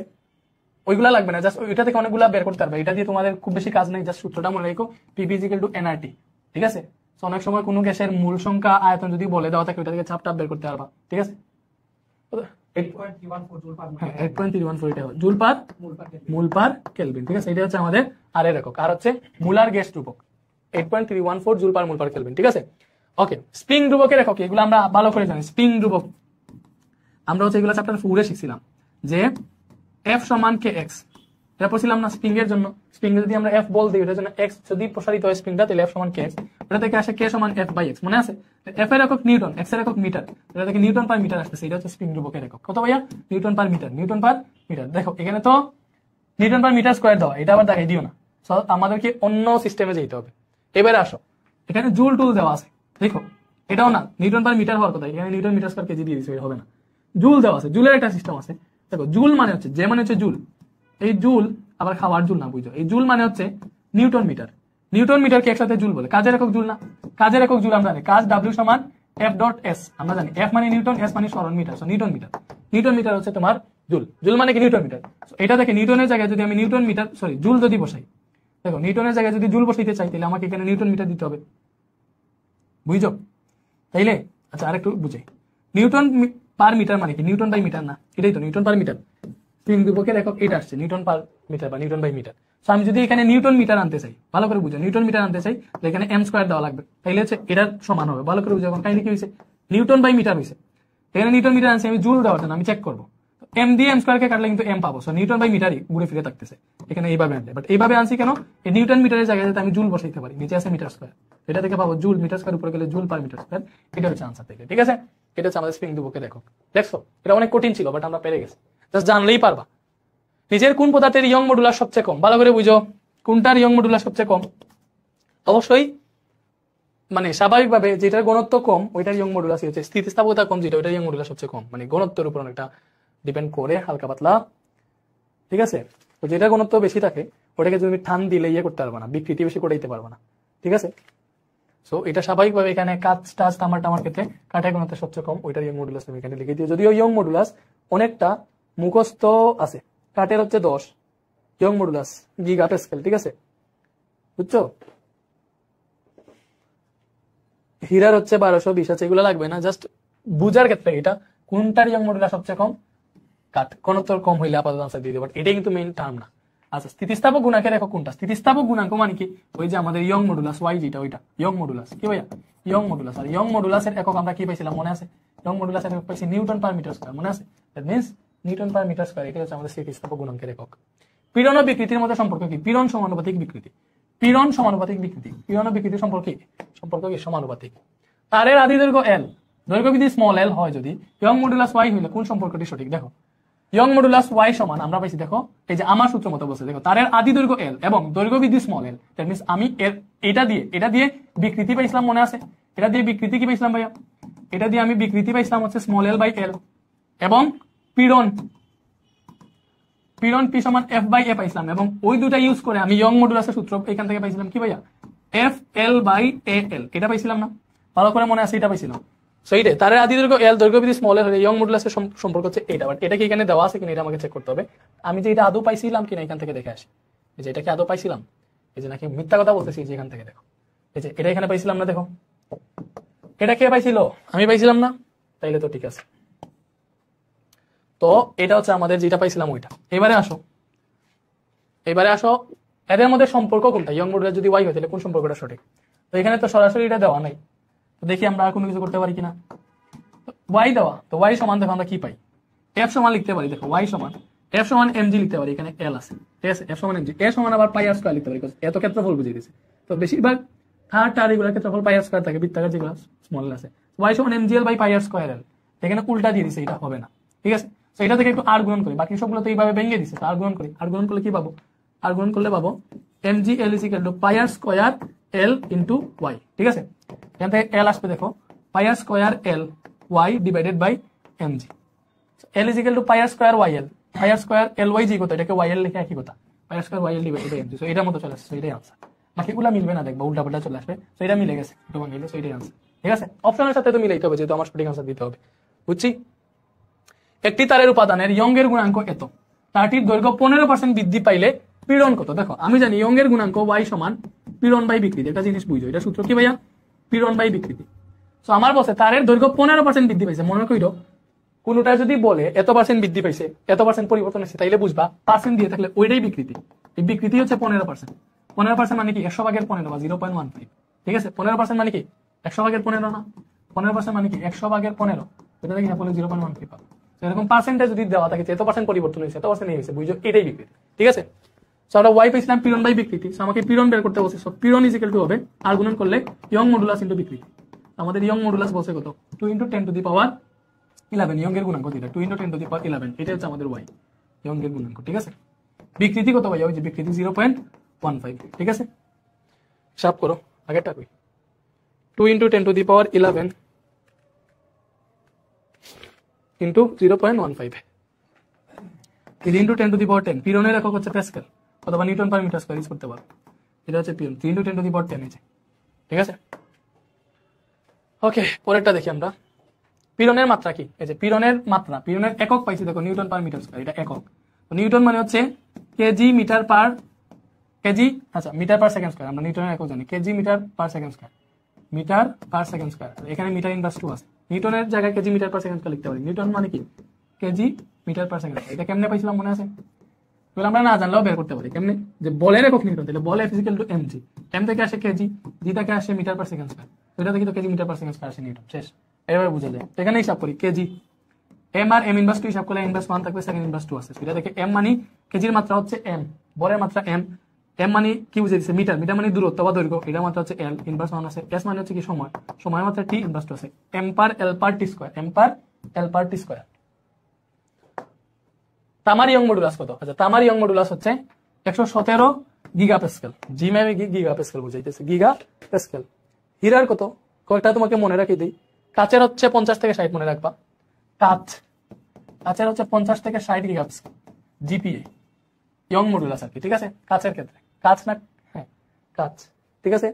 তারপরে কাঠের ক্ষেত্রে 10 জিপিএ, এগুলা কয়েকটা মুখস্থ রাখো যেগুলো বইয়ে দেওয়া আছে। হীরারটা মুখস্থ রাখো, হীরার ক্ষেত্রে হচ্ছে 1220 গিগাপাস্কেল, ঠিক আছে। তামার হচ্ছে 117, এখনই তো জায়গায় 117 গিগাপাস্কেল, এগুলো একটু মুখস্থ মান বইয়ে দেওয়া আছে, একটু দেখো বইয়ের মধ্যে বের করিও, বের করে এগুলো একটু দেখিও, কয়েকটা দেওয়া আছে আর কি, হয়তো দেওয়া নাই, আশা করি এগুলা জানাই তোমার হয়ে যাবে আর কি। লোহার ক্ষেত্রে 200, এটা মনে রাখো, এই 200 মেগাপাস্কেল গাড়ি, এটা হচ্ছে লোহার। তো এই কয়েকটা মনে রাখলে আশা করি এগুলা থেকে আসলে এগুলা থেকে আসবে আর কি, এই কয়েকটা ফ্যামিলিয়ার। লোহার 200 গিগাপাস্কেল, তামার 117 গিগাপাস্কেল, হীরার 1220 গিগাপাস্কেল, কাঠের 10, কাচের 50 থেকে 60। কোনটিকে পদার্থের সবচেয়ে ছোট একক ধরা হয়, সবচেয়ে পদার্থের, দেখো পদার্থের সবচেয়ে ছোট একক হচ্ছে অণু। তুমি বলো ভাইয়া পরমাণু তো পদার্থের একক না, পরমাণু হইলে এটা পদার্থ থাকে না, ওইটা হচ্ছে পদার্থকে ভাঙলে আমরা জানি 3টা জিনিস পাওয়া যায়, ইলেকট্রন, প্রোটন, নিউট্রন। তো কোনটি পদার্থের সবচেয়ে ছোট একক, একক হিসেবে ধরা হয় অণুকে। বাট লাইক অক্সিজেন, এটা একটা পদার্থ, এটাকে ভাঙলে আমরা যে অটো পাই এগুলো হচ্ছে পরমাণু।